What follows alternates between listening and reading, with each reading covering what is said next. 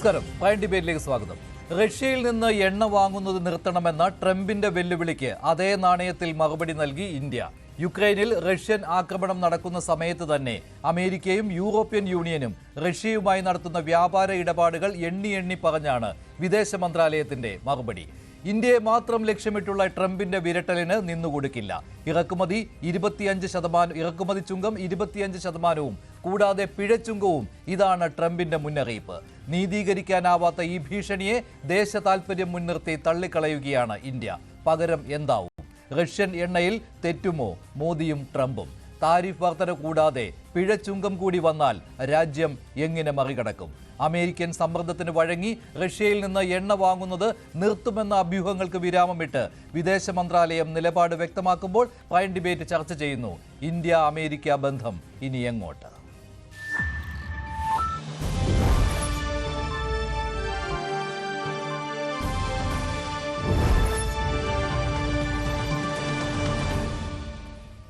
Prime ഡിബേറ്റിൽ Shri Roni K Baby, Shri MS Venugopal, Shri PJ Vincent, Shri Baiju Thittala എന്നിവരാണ് ചേരുന്നത്. ഇന്നലെ രാത്രിയാണ് വിദേശ മന്ത്രാലയത്തിന്റെ പ്രതികരണം വന്നത്. കഴിഞ്ഞ ദിവസങ്ങളായി ഒരു അഭ്യൂഹം പരന്നിരുന്നു. അമേരിക്കയുടെ സമ്മർദ്ദത്തിന് വഴങ്ങി റഷ്യയിൽ നിന്ന് ക്രൂഡ് വാങ്ങുന്നത് ഇന്ത്യ നിർത്തുമെന്ന്. പക്ഷേ റഷ്യയിൽ നിന്നുള്ള എണ്ണ ഇറക്കുമതിയിൽ ഇപ്പോൾ ഇന്ത്യ നിലപാട് വ്യക്തമാക്കിയിരിക്കുകയാണ്. ട്രംപിനുള്ള മറുപടിയാണ് വിദേശ മന്ത്രാലയം ഇന്നലെ നൽകിയിരിക്കുന്നത്. ഇറക്കുമതി നിർത്തണമെന്ന് ട്രംപിന്റെ ആവശ്യം ഇന്ത്യ തള്ളിക്കളഞ്ഞിരിക്കുകയാണ്. ഇതിന് കാരണവും ഇന്ത്യ അക്കമിട്ട് നിരത്തിയിട്ടുണ്ട്. ഇന്ത്യക്ക് 25% ഇറക്കുമതി തീരുവയാണ് ഈ മാസം 7 മുതൽ ചുമത്തുമെന്ന് ട്രംപ് മുന്നറിയിപ്പ് നൽകിയിരിക്കുന്നത്. അതിന് കാരണം റഷ്യയിൽ നിന്ന് എണ്ണ വാങ്ങുന്നതാണ്. റഷ്യൻ എണ്ണ വാങ്ങിയാൽ പിഴച്ചുങ്കവും ഏർപ്പെടുത്തുമെന്ന് ട്രംപ് പറഞ്ഞിട്ടുണ്ട്. അത് എത്രയാണെന്ന് ഇതുവരെ വ്യക്തമാക്കിയിട്ടില്ല. എന്നാൽ റഷ്യയുടെ എണ്ണ വാങ്ങരുതെന്ന് പറയുന്നത് ഇരട്ടത്താപ്പാണെന്നാണ് ഇന്ത്യയുടെ നിലപാട്. ഇന്ത്യയോട് നിർദ്ദേശിക്കുന്നവർ അത് അമേരിക്കയാണെങ്കിലും യൂറോപ്യൻ യൂണിയൻ ആണെങ്കിലും റഷ്യയോട് വ്യാപാര ഇടപാട് നടത്തുന്നുണ്ട്. എന്തൊക്കെയാണ് ആ വ്യാപാര ഇടപാടുകൾ എന്ന കാര്യവും വിദേശ മന്ത്രാലയം പുറത്തിറക്കിയ വാർത്താക്കുറിപ്പിൽ എണ്ണി പറയുകയാണ്. അങ്ങനെ എണ്ണ ഇറക്കുമതി നിർത്തണമെന്ന ട്രംപിന്റെ ആവശ്യം ഇന്ത്യ തള്ളിയിരിക്കുകയാണ്. ഇന്ത്യയെ മാത്രം ലക്ഷ്യമിട്ടുള്ള നിലപാടാണ് ഇതെന്നാണ് വിദേശ മന്ത്രാലയത്തിന്റെ വാർത്താക്കുറിപ്പിൽ പറയുന്നത്. ഇന്ത്യ അമേരിക്ക ബന്ധം ഇനി എങ്ങോട്ടാണ്? അതുപോലെ തന്നെ പിഴച്ചുങ്കം വന്നാൽ അത് എങ്ങനെയായിരിക്കും ഇന്ത്യ നേരിടാൻ പോകുന്നത്? ശ്രീ MS വേണുഗോപാൽ, താങ്കളുടെ വിലയിരുത്തൽ എങ്ങനെയാണ്? എന്തായാലും കഴിഞ്ഞ ദിവസങ്ങളിലെ അഭ്യൂഹത്തിന് വിരാമം ഇട്ടിരിക്കുകയാണ്. കഴിഞ്ഞ ദിവസം ചില സ്ഥിരീകരിക്കാത്ത റിപ്പോർട്ടുകൾ ഉണ്ടായിരുന്നു. റഷ്യയിൽ നിന്ന് എണ്ണ വാങ്ങുന്നത് ഇന്ത്യ നിർത്തി, ഇനി അങ്ങോട്ട് ഉണ്ടാവുകയില്ല എന്നൊക്കെ. പക്ഷേ അതിനെല്ലാം വിരാമമിടുകയാണല്ലോ വിദേശ മന്ത്രാലയത്തിന്റെ വാർത്താക്കുറിപ്പ്. പക്ഷേ ഇനി അമേരിക്ക ഇതിനെ ഏത് രീതിയിലാണ് കാണുന്നത് എന്നാണല്ലോ. അമേരിക്ക ഈ മാസം 7 മുതലാണല്ലോ ഇന്ത്യയിൽ നിന്നുള്ള ഉൽപ്പന്നങ്ങളുടെ ഇറക്കുമതി തീരുവ 25% പോകുന്നത്. ഒപ്പം പിഴച്ചുങ്കവും. എന്തായിരിക്കും ഇതിന്റെ പരിണിത ഫലം? ട്രംപിന് ഹാലിളകി എന്നാണ് US തന്നെ പലരും ഇപ്പോൾ പറയുന്നത്. കാരണം ഒരു ട്രേഡ് വാർ വഴി ലോകരാഷ്ട്രങ്ങളെ മിക്കവാറും എല്ലാവരെയും പിണക്കി കഴിഞ്ഞിട്ടുണ്ട്. അതിന് പുറമെ 2 പ്രധാന പാർട്ട്നേഴ്സ് എന്ന് പറയാവുന്ന, ഒന്ന് ട്രംപിൻ്റെ വിജയത്തിന് കാരണമാക്കിയ ഇലോൺ മസ്ക്, 2 ട്രംപിനെ കൈയഴിഞ്ഞ് സപ്പോർട്ട് ചെയ്തിരുന്ന ഇന്ത്യ. ഈ 2 പേരെയും പിണക്കിയത് ഒരിക്കലും അദ്ദേഹത്തിന് ഗുണം ചെയ്യില്ല, ട്രംപിന് ഗുണം ചെയ്യില്ല എന്നാണ് പൊതുവെയുള്ള വിലയിരുത്തൽ. ഇന്ത്യയെ സംബന്ധിച്ചിടത്തോളം ഇന്ത്യക്ക് USA ബന്ധവും ട്രേഡും നഷ്ടപ്പെടുന്നത് വലിയൊരു നികത്താനാവാത്ത വിടവ് തന്നെയാണ്. പക്ഷേ ഇന്ത്യ അതിന് ഒരുപാട് മാർഗങ്ങൾ ഇപ്പോൾ കണ്ടെത്തിയിട്ടുണ്ട്. ഇന്ത്യ ലാറ്റിൻ അമേരിക്കൻ രാഷ്ട്രങ്ങളിൽ അതുപോലെ ബന്ധങ്ങൾ സ്ഥാപിച്ച് നമ്മൾ ട്രേഡിലേക്ക് നീങ്ങിക്കൊണ്ടിരിക്കുകയാണ്. അതുപോലെ തന്നെ ആഫ്രിക്കൻ രാജ്യങ്ങൾ, ഫാർ ഈസ്റ്റ്, മിഡിൽ ഈസ്റ്റ് തുടങ്ങിയ രാഷ്ട്രങ്ങളിലെല്ലാം നമുക്ക് ബന്ധങ്ങൾ ശക്തമായി കഴിഞ്ഞു. ഇതിന് പുറമെ റഷ്യയുമായിട്ടുള്ള ബന്ധം എന്ന് പറയുന്നത് ചില്ലറ ഒരു ബന്ധമല്ല. കാരണം നമുക്ക് വേറെ എവിടുന്ന് എണ്ണ സമ്പാദിക്കുന്നതിനേക്കാൾ വില കുറച്ച് റഷ്യയിൽ നിന്ന് കിട്ടുമെന്ന് മാത്രമല്ല, നമുക്ക് ഇവിടെ കൊണ്ടുവന്ന് സംസ്കരിച്ച് മറ്റ് രാഷ്ട്രങ്ങൾക്ക് വിൽക്കാനുള്ള സൗകര്യം വരെ ലഭിക്കും എന്നുള്ളത് ഒരു കാര്യം.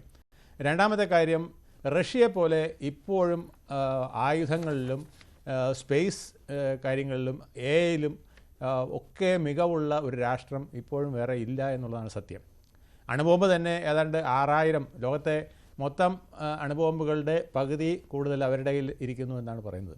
അപ്പോൾ ഇങ്ങനെ ലോകശക്തി ഇപ്പോഴും റഷ്യ തന്നെയാണ്. കാരണം റഷ്യ ആയതുകൊണ്ടല്ല, ബോറിസ് എൽസിൻ്റെ പീരീഡിൽ അവർ USSRലെ ചെറിയ രാഷ്ട്രങ്ങളിൽ നിന്നൊക്കെ അണുവായുധങ്ങൾ, മറ്റായുധങ്ങൾ, ടെക്നോളജികൾ എല്ലാം വാങ്ങിച്ച് നിങ്ങൾക്ക് ആവശ്യമുള്ളപ്പോൾ ഞങ്ങൾ തന്നോളാമെന്ന് പറഞ്ഞ് ശേഖരിച്ച് വെച്ചിട്ടുണ്ട്.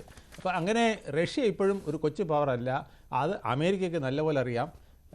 പക്ഷേ നാറ്റോയെ വെച്ചിട്ട് അവരെ മാക്സിമം വീക്കൻ ചെയ്യുക എന്നുള്ളതാണ് ഇപ്പോൾ അമേരിക്ക എടുത്തിരിക്കുന്ന നയം. അതിന് ഇന്ത്യയെ കൂടെ കരുവാക്കുകയാണ്. ഇലോൺ മസ്ക് പറയുന്നത് ട്രംപ് കാണിച്ച ഏറ്റവും വലിയ വിഡ്ഢിത്തരം ഇന്ത്യയെ പിണക്കുക എന്നുള്ളതാണ്. പാകിസ്ഥാനെ കൂട്ടുപിടിച്ചിട്ട് ഇന്ത്യയെ പിണക്കുക എന്ന് പറയുന്നത് ശരിക്കും പറഞ്ഞാൽ വഴുതനങ്ങ കൊടുത്ത് ചുണ്ടയ്ക്ക വാങ്ങിക്കുന്നത് പോലെയാണ്.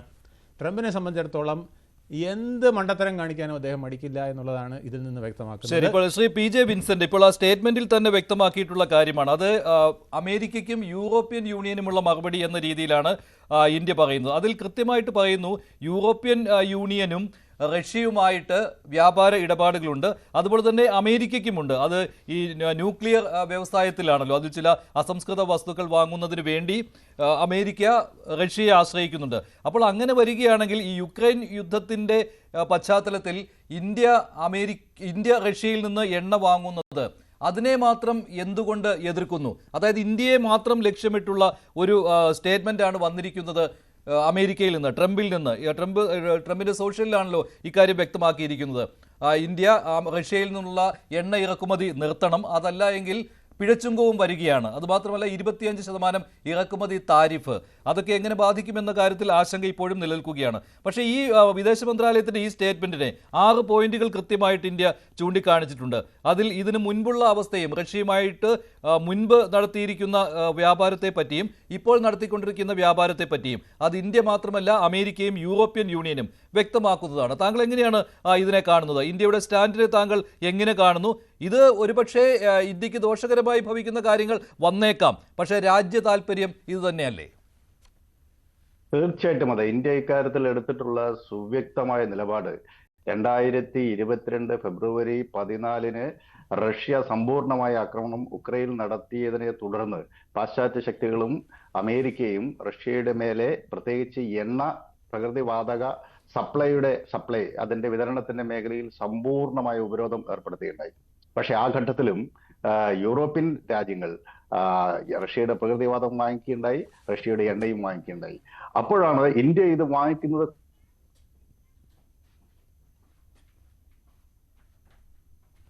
ചില സാങ്കേതിക പ്രശ്നമുണ്ട്. ശ്രീ റോണി കെ ബേബി, എങ്ങനെയാണ് കോൺഗ്രസ് ഇതിനെ കാണുന്നത്? ഈ മോദിയും ട്രംപും തമ്മിലുള്ള ബന്ധം അത് രാജ്യ താല്പര്യം പോലും മാറ്റിവെച്ചുകൊണ്ട് അങ്ങനെയുള്ള ഒരു ബന്ധം സ്ഥാപിക്കുന്നു എന്നൊക്കെ.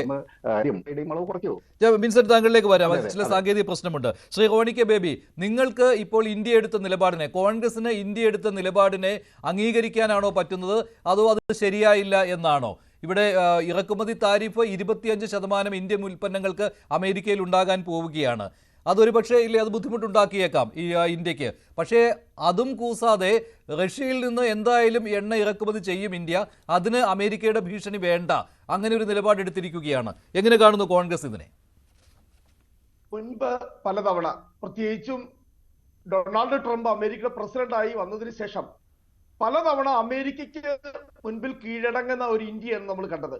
അന്നൊന്നും നാഷണൽ ഇൻട്രസ്റ്റ് എന്നോ ദേശീയ താല്പര്യമെന്നോ രാജ്യ താല്പര്യമെന്നോ ഒരു നരേറ്റീവ് ഉണ്ടാക്കി BJP ഗവൺമെന്റ് അമേരിക്കയുടെ മുമ്പിൽ കീഴടങ്ങുന്നതിനെയോ അല്ലെ അമേരിക്ക ഇങ്ങോട്ട് പറയുന്ന അഭിപ്രായത്തിന് തിരിച്ചു മറുപടി പറയാൻ വേണ്ടി മടിച്ചു നിന്നിരുന്ന ഒരു സാഹചര്യം നമ്മൾ കണ്ടു. ഇവിടേക്ക് നമ്മുടെ ആളുകളെ നാട് കടത്തി വിട്ടപ്പോൾ, ഇന്ത്യൻ വിദ്യാർത്ഥികൾക്ക് വിസ നിഷേധിച്ചപ്പോൾ, അതുപോലെ തന്നെ ഇന്ത്യയും പാകിസ്ഥാനും തമ്മിലുള്ള ഓപ്പറേഷൻ സിന്ദൂരുമായി ബന്ധപ്പെട്ട മധ്യസ്ഥ ചർച്ച വഹിച്ചു എന്ന് 32 തവണ ഈ ട്രംപ് പറഞ്ഞപ്പോഴൊന്നും ഈ നാഷണൽ ഇൻട്രസ്റ്റിന്റെ പേരിലുള്ള ഒരു പ്രതികരണം ഒന്നും നമ്മൾ കണ്ടില്ല. ഇപ്പോഴിതാ റഷ്യയിൽ നിന്നും പെട്രോളിയം ഇറക്കുമതി ചെയ്യുന്നതിനെതിരെ അമേരിക്ക ഭീഷണി മുടക്കിയപ്പോൾ നമ്മൾ പറയുകയാണ് നാഷണൽ ഇൻട്രസ്റ്റിന്റെ പേരിൽ, രാജ്യ താല്പര്യത്തിന്റെ പേരിൽ നമ്മൾ അമേരിക്കയുടെ ശാസനയെ നമ്മൾ അവഗണിക്കുന്നു, നമ്മൾ തുടർന്നും റഷ്യയിൽ നിന്നും എണ്ണ വാങ്ങും. പക്ഷെ ഇതിന്റെ അകത്ത് ഞാൻ കാണുന്നത്, കോൺഗ്രസ് പാർട്ടി കാണുന്നത് ഒരു നാഷണൽ ഇൻട്രസ്റ്റ് അല്ല. കാരണം ഇന്ത്യ അങ്ങനെ ഒരു സന്ദിഗ്ധ അവസ്ഥയിൽ ഇപ്പോൾ പെട്ടിരിക്കുകയാണ്. ഇതിന്റെ അകത്ത് ദേശീയ താല്പര്യം ഒന്നും നമ്മൾ ചിത്രീകരിക്കേണ്ടതില്ല. ഇപ്പോൾ ഈ വിവാദം ഉണ്ടായതുകൊണ്ട് ഒരു കാര്യം ഇന്ത്യയിലെ ജനങ്ങൾക്ക് മനസ്സിലായി. അന്തർദേശീയ മാർക്കറ്റിൽ $65 ഒരു ബാരൽ ക്രൂഡ് ഓയിലിന് വിലയുള്ളപ്പോൾ $47 ഇന്ത്യ റഷ്യയിൽ നിന്ന് വാങ്ങിക്കൊണ്ടിരുന്നത് എന്നും അതിന്റെ പേരിൽ ഇന്ത്യക്കാരുടെ പോക്കറ്റ് അടിച്ച ഇന്ത്യക്കാരെ കൊള്ളയടിച്ചുകൊണ്ടിരിക്കുകയാണെന്നുള്ളത് യാഥാർത്ഥ്യം ഇപ്പോൾ പുറത്തു വന്നുകൊണ്ടിരിക്കുകയാണ്. അന്തർദേശീയ ഇത്രയും കാലം പറഞ്ഞുകൊണ്ടിരുന്ന ഇന്റർനാഷണൽ മാർക്കറ്റിലെ വിലക്കനുസരിച്ച് ഇന്ത്യയിലെ വില നിശ്ചയിക്കും. പെട്രോളിന് 107 രൂപ, 108 രൂപ. എത്ര ഭീമമായ തുകയാണ് ഇന്ത്യ ഗവൺമെന്റ് പോക്കറ്റിലാക്കുക മാത്രമല്ല സ്വകാര്യ എണ്ണ കമ്പനികൾ ഉൾപ്പെടെ നമ്മളിപ്പോൾ കാണുന്നുണ്ട്. റഷ്യയിലെ നയാര എന്ന് പറയുന്ന ഒരു എണ്ണ കമ്പനി ഇന്ത്യയിൽ ആയിരക്കണക്കിന് ഔട്ട്ലെറ്റുകളാണ് സ്ഥാപിച്ചിരിക്കുന്നത്. എത്ര കോടി രൂപയാണ് ഇന്ത്യക്കാരുടെ പോക്കറ്റിൽ നിന്നും അവർ കൊള്ളയടിച്ചോണ്ട് പോകുന്നത്. അതിന്റെ അകത്തൊന്നും ഇതുവരെ ഒരു പ്രതികരണവും. ഏറ്റവും ചീപ്പായിട്ടുള്ള റേറ്റിൽ ഇങ്ങോട്ട് റഷ്യയിൽ നിന്ന് ക്രൂഡ് ഓയിൽ ഇറക്കുമതി ചെയ്യുന്നുണ്ട്. ഇവിടെ ചോദിച്ചു എന്തുകൊണ്ടാണ് ഇന്ത്യയെ മാത്രം അമേരിക്ക ടാർഗറ്റ് ചെയ്യുന്നത്? കാരണം ഇന്ത്യയുടെ 80% ഓയിൽ ഇമ്പോർട്ട് എന്ന് പറയുന്നത് റഷ്യയിൽ നിന്നാണ്. ലോകത്തെ 3ാമത്തെ ഏറ്റവും വലിയ ഓയിൽ ഇമ്പോർട്ടറാണ് ഇന്ത്യ. ഏറ്റവും വലിയ എണ്ണ ഇറക്കുമതി ചെയ്യുന്ന രാജ്യം. അപ്പോൾ അത്രയും ഭീമമായ വോളിയം ഓഫ് ട്രേഡ് ആണ് ബിറ്റ്വീൻ ഇന്ത്യക്കും റഷ്യക്കും ഇടയിലുള്ളത്. എന്തിനാ? സ്പെസിഫിക്കലി അതുകൊണ്ടാണ് ട്രംപ് വളരെ കൃത്യമായി സ്പെസിഫിക്കലി പറഞ്ഞത് ഈ എണ്ണ കച്ചവടത്തിന് അല്ലെങ്കിൽ പെട്രോളിയം ഇറക്കുമതിയുടെ കാര്യത്തിൽ ഇന്ത്യയുടെ മേൽ ഇപ്പോൾ അമേരിക്ക നമുക്ക് വാർണിംഗ് നൽകിയിരിക്കുന്നു. അപ്പോൾ ഇതിന്റെ യാഥാർത്ഥ്യം എന്ത്? ഇപ്പോൾ നാഷണൽ ഇൻട്രസ്റ്റ് എന്ന് പറഞ്ഞുകൊണ്ട്, ദേശീയ താല്പര്യം എന്ന് പറഞ്ഞുകൊണ്ട്, രാജ്യസ്നേഹം എന്ന് പറഞ്ഞുകൊണ്ടുള്ള ചിത്രീകരണം ഒന്നും BJPയും മോദി ഗവൺമെന്റും നടത്താതിരിക്കുന്നതാണ് യാഥാർത്ഥ്യം. ഇവിടെ നടന്നത് മുഴുവൻ തീവെട്ടിക്കൊള്ളയാണ്. അത് ഈ രാജ്യത്തെ ജനങ്ങൾ ഇപ്പോൾ കൃത്യമായി മനസ്സിലാക്കിക്കൊണ്ടിരിക്കും. കാരണം ഞാൻ പറഞ്ഞല്ലോ, $65 ഇന്റർനാഷണൽ മാർക്കറ്റിൽ വിലയുണ്ട് എന്ന് പറഞ്ഞുകൊണ്ടാണ് 107 രൂപയ്ക്കും 108 രൂപയ്ക്കും പെട്രോൾ ഇന്ത്യയിൽ വിറ്റിരുന്നതെങ്കിൽ ഇപ്പോൾ നമ്മൾ മനസ്സിലാക്കുന്നു അതിനേക്കാളും എത്രയോ കുറഞ്ഞ തുകയ്ക്കാണ് റഷ്യയിൽ നിന്നും നമ്മൾ ഈ പറയുന്ന പെട്രോളിയം ഇറക്കുമതി ചെയ്തുകൊണ്ടിരിക്കുന്നത്. അങ്ങനെയാണെങ്കിൽ കോൺഗ്രസിന്റെ നിലപാട് ഇതിലൊരു പുനഃക്രമീകരണം വേണമെന്നാണോ? ഈ ഭീഷണിക്കല്ല ഇപ്പോൾ റഷ്യയിൽ നിന്നുള്ള എണ്ണ ഇറക്കുമതി നിർത്തിക്കൊണ്ട് മറ്റൊരു രീതിയിൽ പുനഃക്രമീകരണം നടത്തുക എന്നുള്ളത് അങ്ങനെ ചെയ്യണമെന്നാണോ? ഇവിടെ പുനഃക്രമീകരണത്തിന് വിഷയമില്ല. ഇത്രയും കാലം എത്ര വർഷമായി? 2-3 വർഷമായി. 2022 ഈ ഉക്രൈൻ റഷ്യ യുദ്ധം തുടങ്ങിയതിനു ശേഷം 3 വർഷം കരിഞ്ചന്തയിലൂടെ, ബ്ലാക്ക് മാർക്കറ്റിലൂടെ ഇത്രയും കുറഞ്ഞ നിരക്കിൽ ഈ പെട്രോളിയം ഇറക്കുമതി ചെയ്ത ഇന്ത്യക്കാരെ കൊള്ളയടിക്കാൻ, ഈ രാജ്യത്തെ 145 കോടി ജനങ്ങളെ കൊള്ളയടിക്കാൻ, ചൂഷണം ചെയ്യാൻ സ്വകാര്യ എണ്ണ കമ്പനികൾക്ക് വഴി ഒരുക്കി കൊടുക്കുക വഴി അതിന് മറുപടി നരേന്ദ്രമോദി സർക്കാർ ഇന്ത്യക്കാരോട് പറയണം. ഇതിപ്പോൾ ട്രംപ് പറഞ്ഞിരിക്കുന്ന കാര്യമാണ് ഇന്ത്യ റഷ്യയിൽ നിന്ന് എണ്ണ വാങ്ങി മറിച്ചു വിൽക്കുന്നുവെന്ന്. ആ ഒരു നിലപാട് അപ്പോൾ കോൺഗ്രസിനുണ്ട് എന്നുള്ളതാണോ? മറിച്ചു വിൽക്കുകയില്ല എന്നുള്ളത് രണ്ടാമത്തെ കാര്യം. ഇന്ത്യക്കാരെ കൊള്ളയടിക്കാൻ വേണ്ടി നിന്നു. കാരണം നമുക്കറിയാം ഇതിനു മുമ്പ് UPA ഗവൺമെന്റ് ഭരിച്ചിരുന്ന കാലത്ത്, മൻമോഹൻ സിംഗ് സർക്കാർ ഭരിച്ചിരുന്ന കാലത്ത് ഇന്റർനാഷണൽ മാർക്കറ്റിൽ വില കൂടുന്നതിന് കുറഞ്ഞതിന് എത്രയോ തവണ നമുക്കറിയാം $100 മുകളിൽ പോലും, $124 പോലും ഇന്റർനാഷണൽ മാർക്കറ്റിൽ പെട്രോളിയത്തിന് വില വന്നപ്പോൾ 85 രൂപയ്ക്ക് പെട്രോൾ വിറ്റ രാജ്യമാണ് ഇന്ത്യ. നമ്മൾ മനസ്സിലാക്കണം. ഇപ്പോൾ 124 നിന്ന് $47 താന്നിട്ട് എത്ര രൂപയ്ക്കാണ് ഇവിടെ ഇന്ധനം വിൽക്കുന്നത്? അതിന് കൃത്യമായ മറുപടി BJP പറഞ്ഞേ തീരൂ. ശരി ശരി ശ്രീ PJ വിൻസെന്റ്, അങ്ങനെ ഒരു ആരോപണമുണ്ടോ? താങ്കൾ എന്തായാലും ഇന്ത്യയുടെ നിലപാടിനെ അംഗീകരിക്കുകയാണല്ലോ. അമേരിക്കൻ ഭീഷണിക്ക് വഴങ്ങാതെ റഷ്യയിൽ നിന്ന് എണ്ണ വാങ്ങുന്നത് തുടരുക എന്നുള്ള വിദേശ മന്ത്രാലയത്തിന്റെ ഈ നിലപാടിനെ താങ്കൾ അംഗീകരിക്കുകയാണല്ലോ. പക്ഷേ കോൺഗ്രസ് ഉന്നയിക്കുന്ന ഈ കാര്യമുണ്ടല്ലോ, അതിനോട് എങ്ങനെയാണ് താങ്കളുടെ പ്രതികരണം? അല്ല, കോൺഗ്രസിന്റെ പ്രതിനിധി പറഞ്ഞതും നമ്മളിപ്പോൾ ചർച്ച ചെയ്യുന്നതും രണ്ട് വിഷയമാണ്. അദ്ദേഹം പറഞ്ഞത് ആഭ്യന്തര രാഷ്ട്രീയ വിഷയമാണ്. അക്കാര്യത്തിൽ ഞാൻ അദ്ദേഹത്തോട് യോജിക്കുകയാണ്. കാരണം $47 ഒരു ബാരലിന് എണ്ണ വാങ്ങിക്കുമ്പോൾ അതനുസരിച്ചുള്ള കുറവ് ഇന്ത്യയിലെ എണ്ണ ഉപഭോക്താക്കൾക്ക് കൊടുക്കേണ്ടത് അനിവാര്യമാണ്. അത് കൊടുക്കണമായിരുന്നു. പക്ഷേ ഇപ്പോഴത്തെ വിഷയം അങ്ങനെയല്ല. ഇത് ഒരു ഇന്റർനാഷണൽ ഇഷ്യൂ ആണ്. ഇതിനകത്ത് നമ്മൾക്ക് ഈ ആഭ്യന്തര രാഷ്ട്രീയവും അതുമായിട്ട് നേരിട്ട് ബന്ധമില്ല.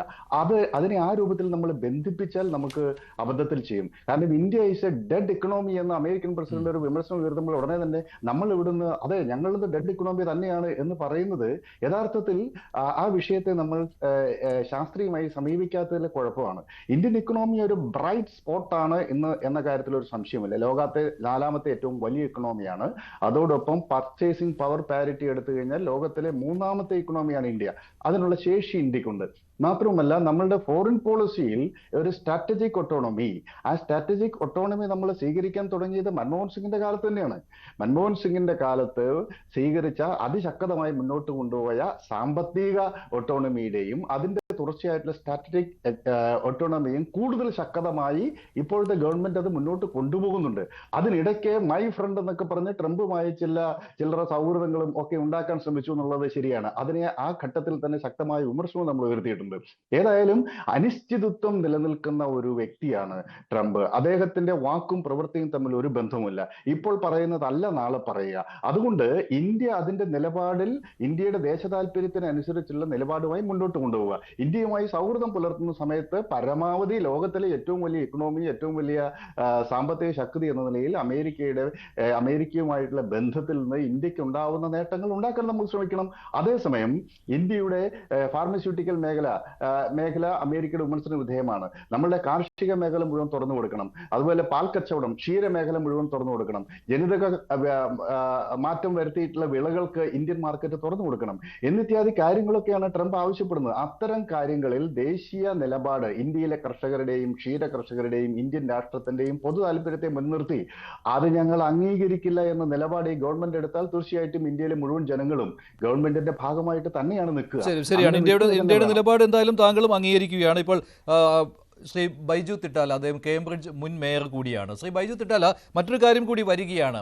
ഇപ്പോൾ റഷ്യയിൽ നിന്ന് എണ്ണ വാങ്ങുന്നത് ഇന്ത്യ തുടരുക തന്നെ ചെയ്യും. അപ്പോൾ അമേരിക്കയിൽ നിന്ന്, വൈറ്റ് ഹൗസിൽ നിന്ന് അടുത്ത കാര്യം വരികയാണ്. അവിടെ റഷ്യയെ ഈ യുക്രൈൻ യുദ്ധത്തിൻ്റെ സമയത്ത് യുക്രൈനിൽ അധിനിവേശം നടത്തുന്ന റഷ്യയെ സാമ്പത്തികമായിട്ട് സഹായിക്കുന്ന രീതിയിലുള്ള ഇടപാടുമായി ഇന്ത്യ മുന്നോട്ട് പോവുകയാണ്. അത് യുക്രൈൻ അധിനിവേശത്തെ ഇന്ത്യ അനുകൂലിക്കുന്നതിന് തുല്യമാണ്. ഇതാണ് വൈറ്റ് ഹൗസിൻ്റെ പ്രതികരണം വരുന്നത്. സ്റ്റീഫൻ മില്ലർ ഇക്കാര്യം പറഞ്ഞു കഴിഞ്ഞു. ലുക്ക് മഞ്ജുഷേ, ഇതിൻ്റെ യഥാർത്ഥ message not to India, the message to China, റഷ്യ, അവർക്കാണ് ഈ കൃത്യമായ മെസ്സേജ്. ഇതിന് ഇന്ത്യയെ ഒരു ടൂളാക്കി മാറ്റുന്നു എന്നുള്ളതാണ് ഇതിനകത്തൊരു വസ്തുത. അതിൻ്റെ കാരണം നമ്മൾ അല്പം പുറകോട്ട് പോകണം.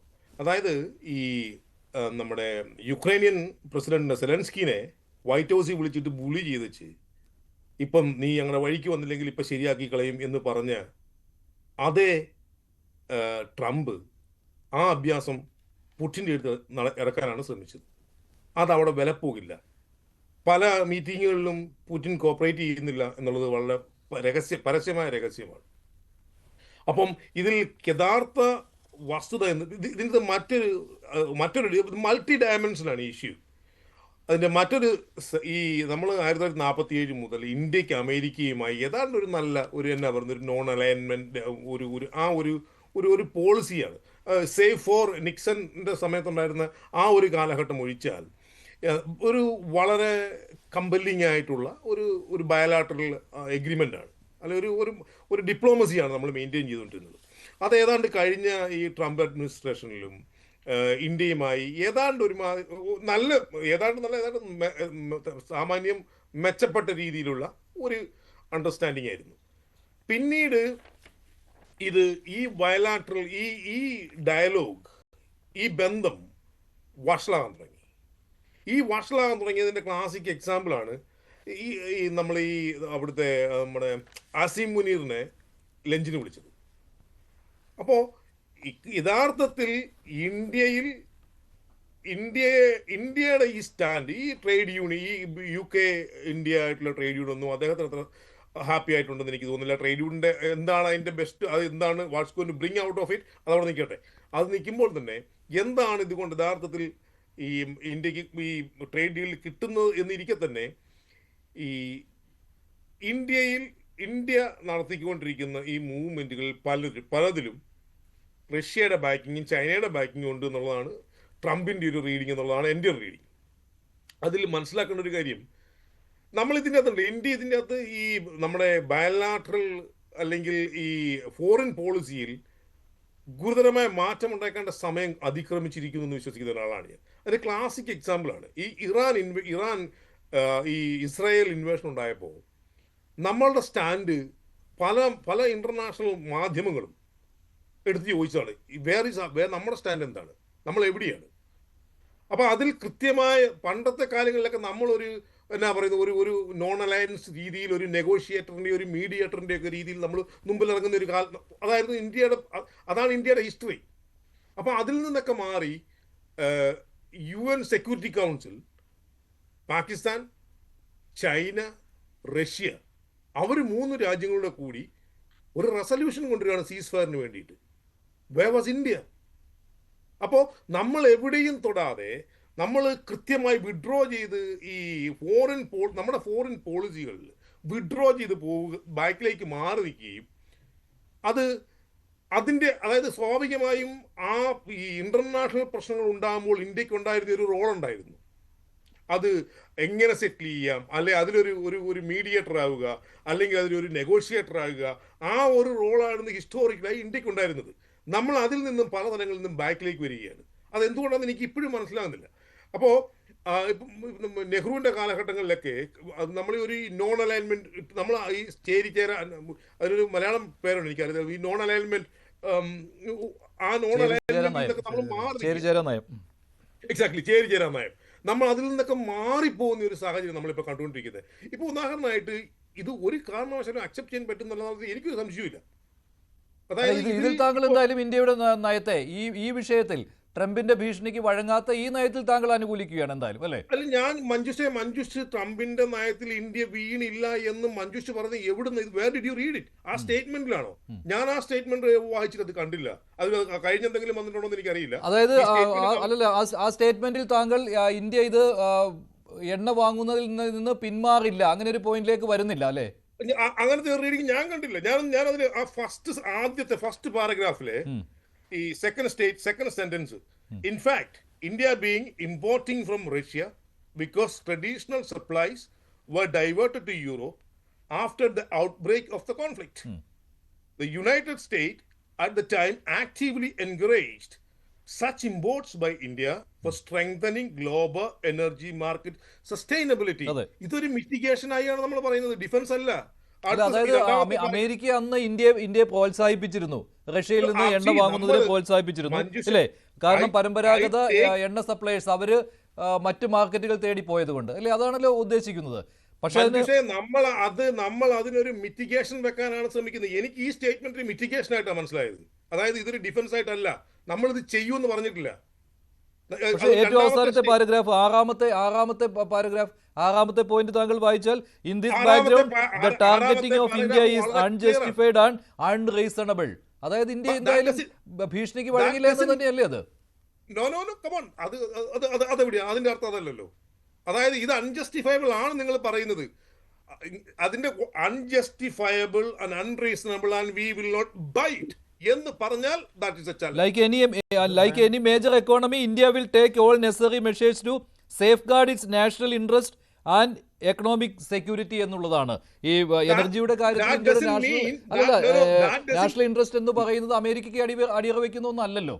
അല്ല, ഇതിലങ്ങനെ വ്യക്തമായി പറയുന്നില്ലല്ലോ.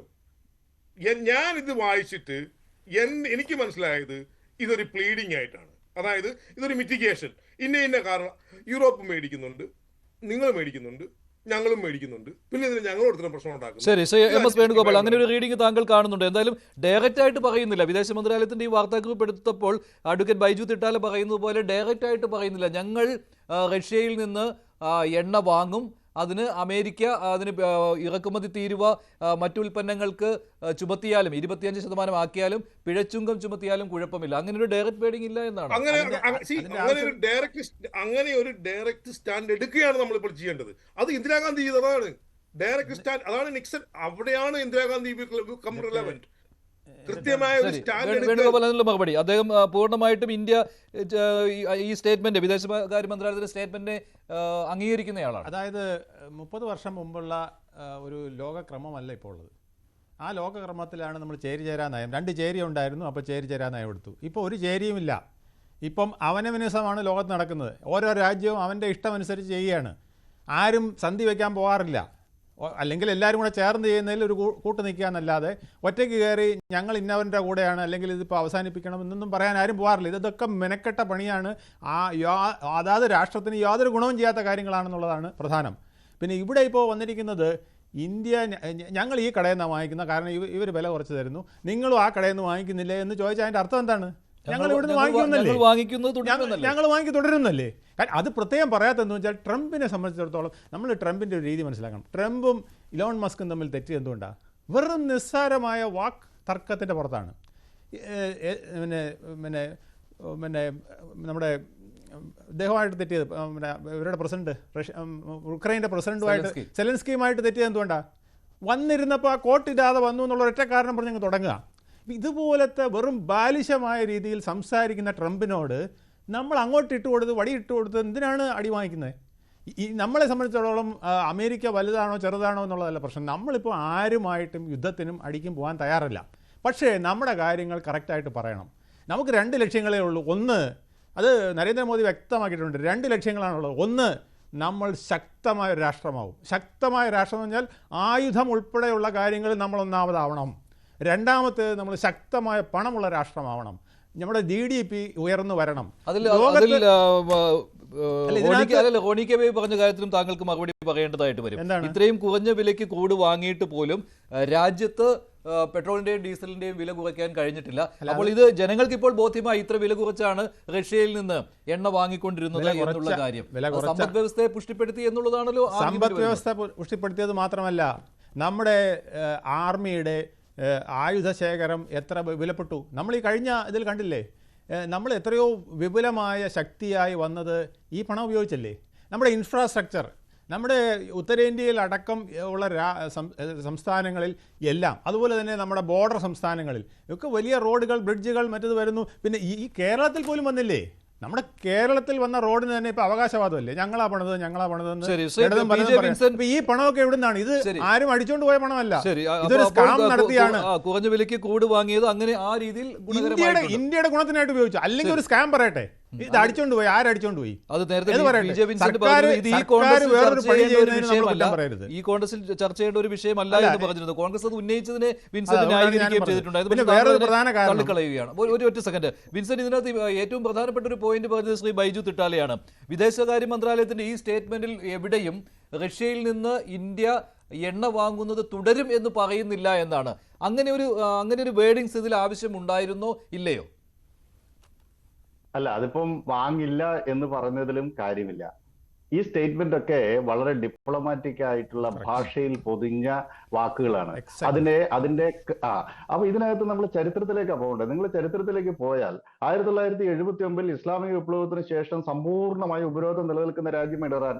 ഈ ഇറാനിൽ നിന്ന് ഇന്ത്യ ഇപ്പോഴും എണ്ണ വാങ്ങിക്കുന്നുണ്ട്. ഇന്ത്യ ഏറ്റവും അധികം എണ്ണ ഇറക്കുമതി ചെയ്യുന്ന 3ാമത്തെ രാജ്യം ഇറാനാണ്. റഷ്യയേക്കാൾ സമഗ്രമായ അമേരിക്കൻ ഉപരോധം ഇറാന്റെ നേരെ നിൽക്കുമ്പോഴും ഇറാനിൽ നിന്ന് നമ്മൾ എണ്ണ വാങ്ങിക്കുന്നുണ്ട്. മറ്റൊരു പ്രധാനപ്പെട്ട ഒരു വാർത്തയുണ്ട്. വീണ്ടും ഇന്ത്യക്ക് ട്രംപിന്റെ താരിഫ് ഭീഷണി വന്നിരിക്കുകയാണ്. നമ്മൾ ഈ ചർച്ച ചെയ്യുന്ന ഇതേ സമയത്താണ് പുതിയൊരു ഭീഷണി കൂടി വന്നിരിക്കുന്നത്. 24 മണിക്കൂറിനുള്ളിലാണ് വീണ്ടും താരിഫ് ഉയർത്തും എന്നുള്ള ഭീഷണി. അതായത് 24 മണിക്കൂർ സമയമാണ് ഇന്ത്യക്ക് അനുവദിച്ചിരിക്കുന്നത്. അതിൽ ട്രംപ് ഇപ്പോൾ പറയുന്നത് റഷ്യയിൽ നിന്ന് വാങ്ങുന്ന എണ്ണയ്ക്ക് ആനുപാതികമായി താരിഫ് ഉയർത്തുമെന്നാണ്. അത്തരമൊരു സ്റ്റേറ്റ്മെന്റ് ആണ് ഇപ്പോൾ ട്രംപിന്റെ ഭാഗത്തു നിന്ന് ഉണ്ടായിരിക്കുന്നത്. അതായത് 25% നിന്നും ഉയർത്തുമെന്നാണ്. പിഴച്ചുങ്കത്തിന്റെ കാര്യത്തിൽ പറഞ്ഞിട്ടില്ല എത്രയായിരിക്കും എന്നുള്ള കാര്യം. അപ്പോൾ ഈ സ്റ്റേറ്റ്മെന്റ് അവിടെ ട്രംപിന് കൊള്ളുന്നുണ്ട്. അല്ല, ഇതിപ്പോ അടിയാൻ ജന്മി ബന്ധമൊന്നും അല്ലല്ലോ. അമേരിക്കയുടെ കുടികിടപ്പുകാരൊന്നും അല്ലല്ലോ നമ്മള്. അങ്ങനെ ഒരു എക്കണോമി അല്ല ഇവിടെ. ഞാൻ സൂചിപ്പിക്കുന്നത്, നിങ്ങൾ ഇറാന്റെ കാര്യം നോക്കുക. അവിടെ ചബഹാർ തുറമുഖം ഇന്ത്യ ഡെവലപ്പ് ചെയ്യാണ്. അവിടെ ഇന്ത്യ വലിയ ഇൻവെസ്റ്റ്മെന്റ് നടത്തുന്നുണ്ട്. അതുപോലെ ഉക്രൈൻ റഷ്യ യുദ്ധമല്ല യഥാർത്ഥത്തിൽ, റഷ്യ നാറ്റോ യുദ്ധമാണ്. റഷ്യ നാറ്റോ യുദ്ധം നടക്കുന്ന സമയത്തും അമേരിക്കയുമായി തന്ത്രപരമായി സഹകരിക്കുമ്പോഴും യൂറോപ്യൻ യൂണിയനുമായിട്ട് സഹകരിക്കുമ്പോഴും നമ്മൾ റഷ്യയുമായിട്ടുള്ള സൗഹൃദവും റഷ്യക്കുള്ള പിന്തുണയും തന്ത്രപരമായി നിലനിർത്തിക്കൊണ്ടുള്ള ഒരു സമീപനമാണ് നമ്മൾ സ്വീകരിച്ചത്. എന്ന് പറഞ്ഞു കഴിഞ്ഞാൽ ഇന്ത്യയുടെ ചിരകാല ട്രസ്റ്റഡ് ഫ്രണ്ട് എന്ന് പറയാവുന്നത് റഷ്യയാണ്. കാരണം ഇന്ത്യ ഏതൊക്കെ സന്ദർഭത്തിൽ പ്രതിസന്ധി നേരിട്ട ആ ഘട്ടത്തിലെല്ലാം ഇന്ത്യയുടെ കൂടെ നിന്ന ഒരു രാജ്യമുണ്ടെങ്കിൽ അത് റഷ്യ മാത്രമേ ഉള്ളൂ. ആ റഷ്യയെ ഉക്രൈൻ യുദ്ധത്തിന്റെ പേരിൽ തള്ളിപ്പറയുന്ന നിലപാട് ഇന്ത്യ സ്വീകരിച്ചിട്ടില്ല. അതേസമയം സഹകരിക്കുന്ന മേഖലയിൽ അമേരിക്കയുമായിട്ട് യൂറോപ്യൻ യൂണിയനുമായിട്ടും നല്ല ബന്ധങ്ങൾ നിലനിർത്തുന്നുണ്ട്. നേരത്തെ എന്തുകൊണ്ട് ഇറാനുമായിട്ട് ഇസ്രായേലുമായിട്ടുള്ള സംഘർഷത്തിൽ ഇന്ത്യ അത്തരം ഒരു സമീപനം സ്വീകരിച്ചു? യഥാർത്ഥത്തിൽ ഇസ്രായേലിന്റെ കണ്ണിൽ ചോരയില്ലാത്ത വംശഹത്യ അതികഠിനമായി വിമർശിക്കേണ്ടതാണ്. പക്ഷെ അങ്ങനെ വരുമ്പോഴും ഇസ്രായേൽ ഏറ്റവും അധികം ആയുധങ്ങൾ ഇറക്കുമതി ചെയ്യുന്നത് ഇന്ത്യയിലേക്കാണ്. ഇസ്രായേലുമായിട്ട് വളരെ അടുത്ത തന്ത്രപരമായ ബന്ധം നമുക്കുണ്ട്. ആ ബന്ധം പക്ഷേ കോൺഗ്രസ് ഗവൺമെന്റോ അല്ലെങ്കിൽ BJP ഗവൺമെന്റോ എന്നുള്ള വ്യത്യാസമില്ല. ആ ബന്ധം ഇന്ത്യക്ക് സ്വാതന്ത്ര്യം കിട്ടിയ കാലം മുതൽ പടിപടിയായി വളർന്നു. 1992 PV നരസിംഹറാവുവിന്റെ കാലത്ത് സമ്പൂർണ്ണമായ ബന്ധം സ്ഥാപിച്ചു. അതിനുശേഷം അത്തരത്തിൽ ബന്ധം ഇസ്രായേലുമായി നിലനിൽക്കുന്നുണ്ട്. അപ്പൊ ഇതൊക്കെ ബാലൻസ് ചെയ്തുകൊണ്ട് മാത്രമേ അന്താരാഷ്ട്ര ബന്ധങ്ങളിൽ ഒരു സമീപനം സ്വീകരിക്കാൻ ജീവിക്കാൻ സാധിക്കുള്ളൂ. ഇന്ത്യക്ക് അമേരിക്ക ആശ്രിതത്വമുണ്ട്. 76.51 ബില്യൺ ഡോളറിന്റെ കയറ്റുമതി ഇന്ത്യ നടത്തുന്നുണ്ട്. അതേസമയം അമേരിക്കയിൽ നിന്ന് നമ്മളുള്ള ഇറക്കുമതി ഏകദേശം 45.33 ബില്യന്റെ വരുന്നുള്ളൂ. അപ്പോൾ വലിയ വ്യാപാര മെച്ചം ഇന്ത്യയും അമേരിക്കയും തമ്മിലുള്ള ബന്ധത്തിലുണ്ട്. അതുകൊണ്ട് ഈ താരിഫ് 25% ചുമത്തിയാൽ തന്നെ നമ്മളുടെ ടോട്ടൽ GDP-യിൽ 0.5% കുറവുണ്ടാവും. തീർച്ചയായിട്ടും അത് ഇന്ത്യൻ സമ്പദ്ഘടനയെ ബാധിക്കുമെന്ന കാര്യത്തിൽ തർക്കമില്ല. പക്ഷെ അതിന്റെ പേരിൽ ഇന്ത്യയും പരമ്പരാഗതമായ ബന്ധങ്ങളെ മുഴുവൻ ഒഴിവാക്കി ട്രംപ് പറയുന്നത് പോലെ കേൾക്കുക എന്ന് പറഞ്ഞാൽ പിന്നെ ഈ രാജ്യം പിരിച്ചുവിട്ടാൽ പോരെ. എന്തിനേറെ കൊച്ചു ക്യൂബ പോലും ഇത് അനുസരിക്കുന്നില്ല. പിന്നെയാണ് ഇന്ത്യയെ പോലെ അതിശക്തമായ ഒരു രാജ്യം ഈ 24 മണിക്കൂർ ഭീഷണിയെ അഭിമുഖീകരിക്കുന്നത്. ഇതിന്റെ അടിസ്ഥാനം എന്താ വെച്ചാൽ ഇന്ത്യയിൽ അതിശക്തമായ ദേശീയ ബോധം അലയടിക്കുകയും ഇന്ത്യൻ ജനങ്ങൾ അമേരിക്കക്കെതിരായി രംഗത്ത് വരികയും ചെയ്യും. ഈ മാസം 13-ാം തീയതി പ്രതിപക്ഷ സംഘടനകൾ, സംയുക്ത കിസാൻ മോർച്ചയും ട്രേഡ് യൂണിയനുകളും അമേരിക്കയുടെ ഈ നയത്തിനെതിരായിട്ട് ഇപ്പം സമരം പ്രഖ്യാപിച്ചിരിക്കുകയാണ്. ഈ രൂപത്തിൽ ഇന്ത്യയിൽ ശക്തമായ ജനവികാരം വളർന്നു വരും. നമ്മൾ അമേരിക്കയുടെ ട്രംപിന്റെ ഈ അടിയാൻ ജന്മി ബന്ധത്തെ ആധാരമാക്കിയിട്ടുള്ള പ്രകോപനങ്ങളെ അതിശക്തമായി നേരിട്ടായിരിക്കും ഇന്ത്യ മുന്നോട്ട് പോകുക എന്ന കാര്യത്തിൽ സംശയമില്ല. അതോടൊപ്പം ഒരു കാര്യം കൂടി എനിക്ക് സൂചിപ്പിക്കാനുള്ളത്, 1991 ശീതയുദ്ധം അവസാനിച്ചതിന് ശേഷം ലോകത്തുയർന്നു വന്ന ഏറ്റവും നല്ല കൂട്ടായ്മകളിലൊന്നായിരുന്നു റിക്ക്, റഷ്യ, ഇന്ത്യ, ചൈന കൂട്ടായ്മ. ആ കൂട്ടായ്മ നിലനിന്നിരുന്നുവെങ്കിൽ ലോകത്തിലെ ഏറ്റവും ജനസംഖ്യയുള്ള 2 രാഷ്ട്രങ്ങൾ, ലോകത്തിലെ ഏറ്റവും വലിയ രാഷ്ട്രവും ശക്തമായ റഷ്യ, ഈ കൂട്ടായ്മ തീർച്ചയായിട്ടും പാശ്ചാത്യ അമേരിക്കൻ ഹെജിമണിക്കെതിരായിട്ട് ഒരു വർക്കിംഗ് മോഡലായി മാറുമായിരുന്നു. പക്ഷെ അത് ആ രൂപത്തിൽ വരാത്തതിന്റെ പ്രധാന കാരണം ചൈനയുടെ നയമാണ്. ചൈന എപ്പോഴും ഇന്ത്യ ആർച്ചെനിമയായിട്ടാണ് കാണുന്നത്. ഇപ്പൊ നമ്മൾ ഓപ്പറേഷൻ സിന്ദൂർ എടുത്തു കഴിഞ്ഞാൽ അത് ഇന്ത്യയും പാകിസ്ഥാനും തമ്മിലുള്ള യുദ്ധമല്ല. അത് എങ്ങനെ നമ്മൾ ആലോചിച്ചാലും ചൈന, പാകിസ്ഥാൻ, തുർക്കി ഈ 3 രാജ്യങ്ങൾക്കെതിരെയാണ് ഇന്ത്യ യുദ്ധം ചെയ്തത്. ഈ 3 രാജ്യങ്ങളും, അസർബൈജാൻ പിന്നെ ഇറലവന്റ് ആണ്. ട്രംപിന്റെ ഏറ്റവും അവസാനത്തെ ട്രംപിന്റെ സ്റ്റേറ്റ്മെന്റ് ഇങ്ങനെയാണ്: India has not been a good trading partner because they do a lot of business with us, but we don't do business with them, so we settled on 25% tariff, but I think I am going to raise that rate quite substantially in the next 24 hours. അതായത് 25% നിന്നും കൂട്ടുമെന്നുള്ളതാണ്. ദേശ താല്പര്യത്തിനൊപ്പം നിൽക്കുന്നുണ്ടോ കോൺഗ്രസ് ഇപ്പോൾ? Shri Roni K baby, ട്രംപിന്റെ ഭീഷണികൾ തുടരുകയാണ് ഇന്ത്യക്കെതിരെ. അപ്പോൾ സ്വാഭാവികമായിട്ടും ദേശ താല്പര്യത്തിനൊപ്പമല്ലേ കോൺഗ്രസും നിൽക്കേണ്ടത്? നാഷണൽ ഇൻട്രസ്റ്റ് അല്ലെങ്കിൽ ദേശ താല്പര്യം എന്ന ഒരു വിഷയത്തിൽ ചുറ്റി മാത്രം അങ്ങനെ ഒരു ദേശീയ വികാരവും രാജ്യസ്നേഹവും ഒന്നും ചർച്ച ചെയ്യേണ്ട ഒരു കോണ്ടെക്സ്റ്റ് അല്ല. ഇവിടെ പറഞ്ഞു അമേരിക്കക്കെതിരെ ഇന്ത്യക്കാർ മുഴുവൻ വലിയ ദേശീയ ബോധത്തോടെ, വലിയ ദേശീയ വികാരത്തോടെ ഇവിടെ ഉയരുമെന്ന് പറഞ്ഞു. പക്ഷെ നമ്മുടെ സമ്പദ് വ്യവസ്ഥ തകർന്ന് തരിപ്പണമായി ചീട്ടുകൊട്ടാരം പോലെ താഴെ വീണ് കിടന്നിട്ട് അമേരിക്കൻ സാമ്രാജ്യത്വത്തെ ഇവിടെ നിന്ന് വെല്ലുവിളിക്കുന്നതിൽ എന്തെങ്കിലും അർത്ഥമുണ്ടെന്ന് എനിക്ക് തോന്നുന്നില്ല. കേണൽ ഗദാഫിയും സദ്ദാം ഹുസൈനും ഇദി അമീനും അല്ലെങ്കിൽ അയത്തുള്ള ഖൊമൈനി പോലെയുള്ള ഒരുപാട് ആളുകൾ അവിടുത്തെ ജനങ്ങൾ പട്ടിണിയിലും വറുതിയിലും ദാരിദ്ര്യത്തിലും കഴിഞ്ഞപ്പോഴും അമേരിക്കയുടെ സാമ്രാജ്യത്തെ വെല്ലുവിളിച്ചിട്ടുണ്ട്. പക്ഷെ അതൊക്കെ എന്ത് ഗുണമുണ്ടായി എന്നവിടെ നിൽക്കട്ടെ. ഇവിടെ ഇന്ത്യ ഇവിടെ എത്തി നിൽക്കുന്ന ഒരു സന്ദിഗ്ധ അവസ്ഥ, നമ്മുടെ വിദേശ നയത്തിന്റെ പരാജയം, പാളിച്ച, നാഷണൽ ഇൻട്രസ്റ്റിനേക്കാൾ മുകളിൽ നമ്മുടെ എവിടെയാണ് നമ്മൾ പാളിയത്? ഇവിടെ എത്രയോ രാജ്യങ്ങള് അമേരിക്കയുടെ ഇതുപോലെയുള്ള സാമ്രാജ്യത്തെ അധിനിവേശത്തെ ചേർത്ത് നിന്നിട്ടുണ്ട്. ആഫ്രിക്കൻ യൂണിയൻ നോക്കുക, ആഫ്രിക്കയിലുള്ള അവികസിത രാജ്യങ്ങളെല്ലാം കൂടെ കൂട്ടായ്മ ഉണ്ടാക്കി, ആഫ്രിക്കൻ യൂണിയൻ ഉണ്ടാക്കി. എന്തിന്? അമേരിക്കൻ ഇൻട്രസ്റ്റുകളെ ഡിഫെൻഡ് ചെയ്യാൻ വേണ്ടി. യൂറോപ്യൻ യൂണിയൻ ഉണ്ടായി, ആസിയൻ ഉണ്ടായി, association of south east Asian Nations പോലെ എത്രയോ കൂട്ടായ്മകളുണ്ടായി. ഇന്ത്യ നേരത്തെ പ്രതിദാനം ചെയ്ത കൂട്ടായ്മകളെല്ലാം തകർക്കുകയാണ് ചെയ്തത്. സാർക്ക്, ചേരിചേരാ പ്രസ്ഥാനം പോലെയുള്ള എത്രയോ ഈ അമേരിക്കയെ കൗണ്ടർ ചെയ്ത് നിൽക്കാവുന്ന, നമുക്കറിയാം ഇപ്പോൾ ബൈപോളറിസം അവസാനിച്ചു. ശീതയുദ്ധത്തോടുകൂടി ഇരുധ്രുവ ലോക വ്യവസ്ഥ അവസാനിച്ച് ഇപ്പോൾ മൾട്ടി പോളർ വേൾഡ് സിസ്റ്റത്തിലൂടെയാണ് ലോകം കടന്നു പോകുന്നത്. ഈ മൾട്ടി പോളർ വേൾഡ് സിസ്റ്റത്തിൽ ഇന്ത്യയോടൊപ്പം ആരുണ്ട്? അതാണ് ഇവിടെ ഇരുന്ന വളരെ പ്രസക്തമായ ചോദ്യം. ഇന്ത്യ ഇങ്ങനെ ഒരു പ്രതിസന്ധി ഘട്ടത്തിൽ നിൽക്കുമ്പോൾ കഴിഞ്ഞ 10-12 വർഷം കൊണ്ട് അമേരിക്കയ്ക്ക് പൂർണ്ണമായും കീഴ്പ്പെട്ട് ഹൗഡി മോദിയും നമസ്തേ ട്രംപും ഒക്കെ പറഞ്ഞ് ഇവിടെ അബിബാർ, എന്താണ് മോദി പ്രസംഗിച്ചത്? അബിബാർ ഡൊണാൾഡ് ട്രംപ്.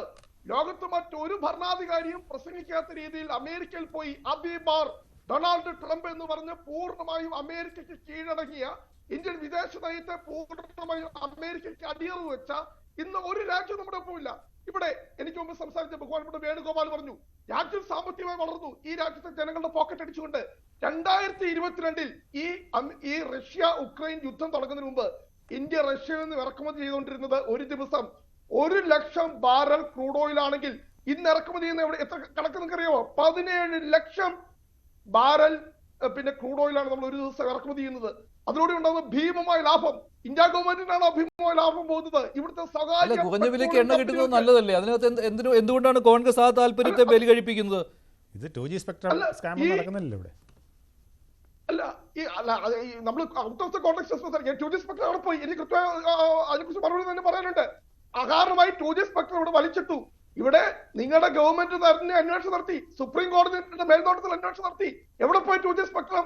നിങ്ങളുടെ ഒരു CAG വെച്ചുകൊണ്ട് RSS അവർക്ക് താല്പര്യമുള്ള ഒരു കൺട്രോളർ ഓഡിറ്റർ ജനറലെ വെച്ചുകൊണ്ട് ഉണ്ടാക്കിയ കള്ളക്കഥ അതൊക്കെ പൊളിഞ്ഞ് തരിപ്പണമായി. അതുകൊണ്ട് ഇനി 2G സ്പെക്ട്രം ഒന്നും അവിടെ പറയേണ്ടത്. ഇതിന്റെ അകത്ത് നടക്കുന്ന ഭീമമായ അഴിമതി കൃത്യം പറയട്ടെ. നമ്മുടെ ഏതാ ഇന്ത്യയിൽ നടന്ന റഫാലൊക്കെ എവിടെ പോയി? റഫാൽ അഴിമതി ഇതൊക്കെ വളരെ കൃത്യമായി. ഇതൊക്കെ ഈ രാജ്യത്തെ ജനങ്ങൾക്കറിയാം. റഫാലിന്റെ അഴിമതി കൺട്രോളർ ഓഡിറ്റർ തന്നെ ഈ കഴിഞ്ഞ മാർച്ചിൽ ലോക്സഭാ തെരഞ്ഞെടുപ്പിന് തൊട്ടു മുമ്പ് പാർലമെന്റിൽ സമർപ്പിച്ച കൃത്യമായ ഡേറ്റാസ് എന്ന് പറഞ്ഞിട്ടുണ്ട്.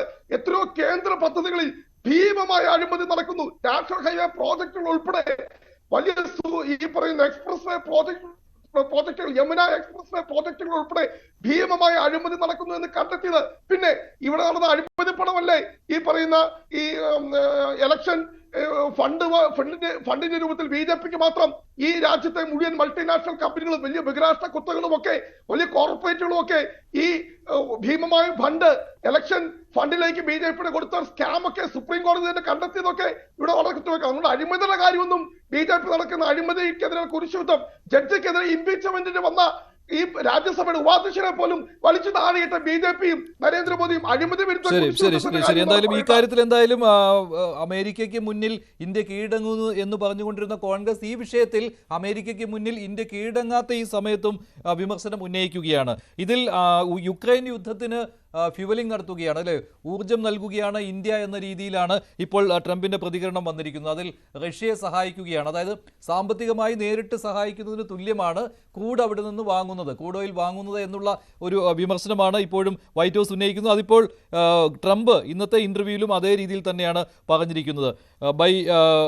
Buying Russian oil and fuelling the Russian war machine എന്നുള്ളതാണ് ട്രംപിന്റെ ഏറ്റവും പുതിയ പ്രതികരണം വന്നിരിക്കുന്നത്. ശ്രീ ബൈജു തിട്ടാല, എന്നിട്ടും താങ്കൾ പറയുന്ന ആ സ്റ്റേറ്റ്മെന്റിൽ ഇന്ത്യ അമേരിക്കയ്ക്കെതിരെ ഒന്നും പറഞ്ഞിട്ടില്ല എന്നാണ്. പക്ഷേ അവിടെയും ഒരു നയതന്ത്രം ഉണ്ടാകുമല്ലോ, വിദേശ മന്ത്രാലയത്തിന്റെ ഏത് സ്റ്റേറ്റ്മെന്റിലും അത് തന്നെയല്ലേ അവിടെ പ്രതിഫലിച്ചിരിക്കുന്നു. അല്ലാതെ അമേരിക്കയ്ക്ക് മുന്നിൽ, അമേരിക്കയുടെ ത്രെട്ടിന് മുന്നിൽ ഇന്ത്യ കീഴടങ്ങി എന്ന രീതിയിൽ അതിനെ വ്യാഖ്യാനിക്കുന്നത് അത് ശരിയല്ല. അതിപ്പോൾ ശ്രീ PJ വിൻസെന്റും ശ്രീ വേണുഗോപാലും റോണി കെ ബേബിയും അത് തന്നെയാണ് പറയുന്നത്. ഇത് ഇന്ത്യ അമേരിക്കയ്ക്ക് ഇക്കാര്യത്തിൽ വാങ്ങില്ല എന്ന രീതിയിൽ തന്നെയാണ്, അല്ല വാങ്ങൽ റഷ്യയിൽ നിന്ന് എണ്ണ വാങ്ങുന്നത് തുടരുമെന്ന രീതിയിൽ തന്നെയാണ് പറഞ്ഞിരിക്കുന്നത്. പക്ഷേ അത് കോൺഗ്രസ് അവർക്ക് മറ്റൊരു നിലപാടുണ്ട് ഇക്കാര്യത്തിൽ. പക്ഷേ താങ്കൾ അതിനെ അംഗീകരിക്കുന്നില്ല. അങ്ങനെയല്ല, ഇന്ത്യ അമേരിക്കയ്ക്ക് വഴങ്ങും എന്നാണല്ലോ താങ്കളുടെ നിലപാട്.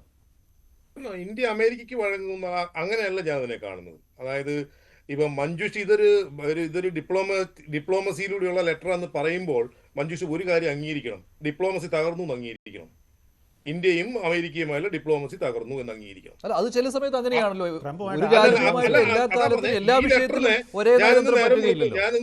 ഞാനിന്ന് ശ്രദ്ധിക്കുന്ന ഞാൻ പറഞ്ഞ ഈ ലെറ്റർ വന്നു കഴിഞ്ഞപ്പോൾ നമ്മൾ ഇത് മഞ്ജുഷ ഒരു കാര്യം മനസ്സിലാക്കേണ്ടത്, നമ്മുടെ ഈ മാർക്ക് കാണി Canadian prime minister direct attack ചെയ്തത് ട്രംപിനെ.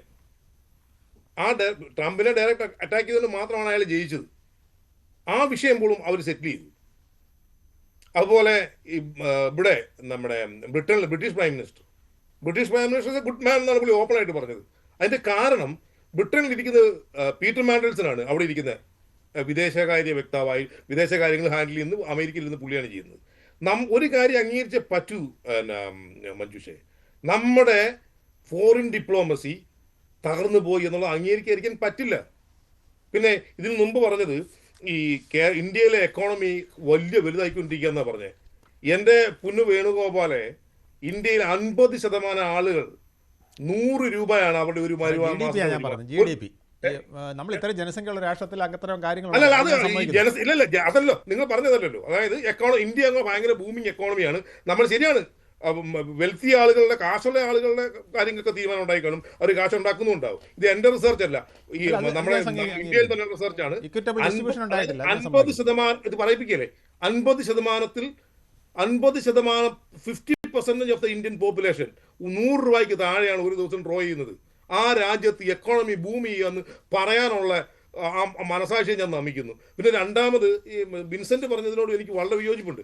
അതായത് നമുക്കിതിനെ നേരെ നിന്ന് അടിച്ചേക്കാം, അല്ലെങ്കിൽ നമ്മൾ കയറി ഇപ്പോൾ വിഷയം തീർത്തേക്കാം, അവരങ്ങനെ പറഞ്ഞോട്ടെ നമ്മളിങ്ങനെ ചെയ്യും എന്ന് പറഞ്ഞ് മുമ്പോട്ട് പോകാൻ പറ്റില്ല.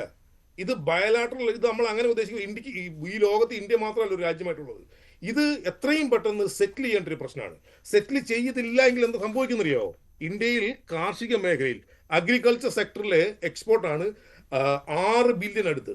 അതുപോലെ electronic product, machinery, computers 21+ billion ആണ് നമ്മൾ കയറ്റി അയക്കുന്നത്.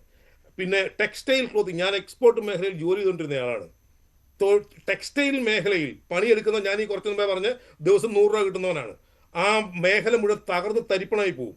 ജനങ്ങൾക്ക്, സാധാരണ ജനങ്ങളുടെ ജീവിത നിലവാരം തകർന്നു. നമ്മൾ ഇതിനെ മസിൽ പിടിച്ച് കാണിച്ചിട്ട് കാര്യമില്ല. അതായത് നമുക്ക് ആവേശത്തോടു കൂടി പറയാം അമേരിക്കയുടെ ഭീഷണിക്ക് മുന്നിൽ ഇന്ത്യ വഴങ്ങില്ല, അത് വഴങ്ങാത്തത് നന്നായി എന്ന്. പക്ഷേ ഈ എക്സ്പോർട്ടിങ് വരുമ്പോഴാണ് അവിടെ ഇറക്കുമതി ചുങ്കം ഇപ്പോൾ 25% നിർത്തില്ല എന്നാണ് ട്രംപ് പറയുന്നത്.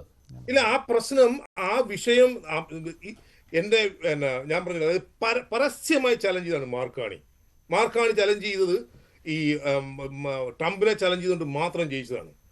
അപ്പോൾ അങ്ങനെയുള്ള വിഷയങ്ങൾ സെറ്റിൽ ആകുന്നുണ്ട്.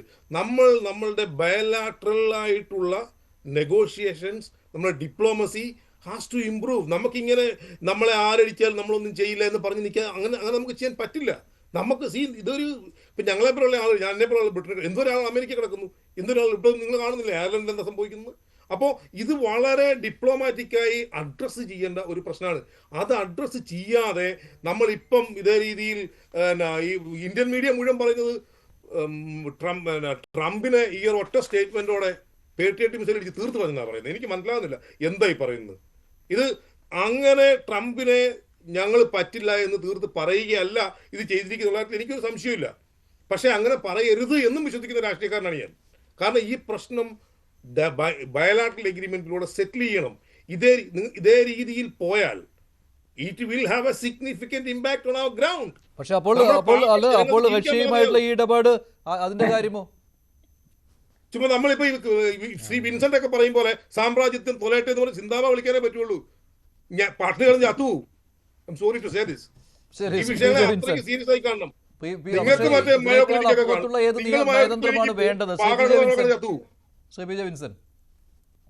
യെസ്, അല്ല, ഇതിനകത്ത് ഒരു പ്രധാനപ്പെട്ട വിഷയമുണ്ട്.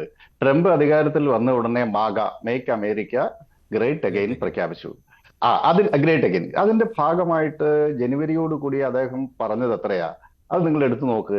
ചൈനയ്ക്കെതിരെ 46% ചുമത്തിയത്, വിയറ്റ്നാമിനെതിരെ 59%, ഇന്തോനേഷ്യക്കെതിരെ 45%, ഇന്ത്യക്കെതിരെ അന്ന് 26% ചുമത്തും, പിന്നെ ഒരു 10% കൂടെ വരുന്നു പറഞ്ഞു. എന്നിട്ടോ 3 മാസത്തിനുള്ളിൽ ഈ പറഞ്ഞ കാര്യം, ചൈനയ്ക്കെതിരെ 46 ചുമത്തിയത് 30 കുറഞ്ഞു, വിയറ്റ്നാമിന്റെ 20% ഇന്തോനേഷ്യയുടെ 19% കുറഞ്ഞു.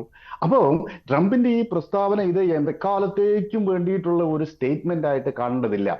ട്രംപിന്റെ ഒരു മോഡസ് ഓപ്പറാൻഡി എന്ന് പറയുന്നത് ക്യാരറ്റ് ആൻഡ് സ്റ്റിക്ക് പോളിസിയാണ്. അവർ പരമ്പരാഗതമായി ലാറ്റിൻ അമേരിക്കയിൽ അമേരിക്കൻ സാമ്രാജ്യത്വം പ്രയോഗിച്ചുകൊണ്ടിരിക്കുന്ന തന്ത്രമാണ് ക്യാരറ്റ് ആൻഡ് സ്റ്റിക്ക് പോളിസി. അപ്പം അവരൊരു ക്യാരറ്റ് തരും, അത് വാങ്ങിച്ച് കഴിച്ചുകൊണ്ടിരുന്നാൽ കുഴപ്പമില്ല, ഇല്ലെങ്കിൽ തല്ലു തരും. ഇതാണ് അവരുടെ ഒരു മെത്തേഡ്. ഇവിടെ നമുക്ക് ഇത്ര വലിയ ഒരു താരിഫ് നമ്മളുടെ മേലെ അടിച്ചേൽപ്പിക്കുകയാണ്. അപ്പോൾ ഇനി അത് നെഗോഷിയേഷനിലേക്ക് പോകണം എന്നുള്ളതാണ് ട്രംപ് ആഗ്രഹിക്കുന്നത്. അപ്പോൾ ഇനി ഡിപ്ലോമസിയുടെ മാർഗത്തിലൂടെ ഇത് മുന്നോട്ട് പോകുകയാണ് വേണ്ടത്. അപ്പം ഈ ഇന്ത്യയും അമേരിക്കയും തമ്മിൽ ഒരു സമഗ്രമായ ട്രേഡ് എഗ്രിമെന്റ് ഉണ്ടാക്കണം. അത് ആഗസ്റ്റ് 1 മുമ്പ് അത് ഉണ്ടാക്കാൻ സാധ്യമല്ലാത്തതുകൊണ്ട് ഒരു മിനി ഡീൽ ഉണ്ടാക്കാൻ വേണ്ടിയാണ് പരിശ്രമിച്ചത്. ആ മിനി ഡീൽ ഉണ്ടാക്കാൻ പറ്റിയില്ല. അതിനോടുള്ള റെസ്പോൺസ് ആയിട്ടാണ് ഇപ്പോൾ ഈ വലിയ താരിഫ് ട്രംപിന്റെ ഭാഗത്തു നിന്ന് വരുന്നത്. അപ്പോൾ സമഗ്രമായ ഒരു വ്യാപാര കരാർ അത് 2025 ഡിസംബറോടുകൂടി ആകും എന്നാണ് കരുതിയിരുന്നത്. അതിനിടയ്ക്കാണ് വളരെ പെട്ടെന്ന് ഇത്തരത്തിലുള്ള ഒരു സംഗതി ഉണ്ടായത്.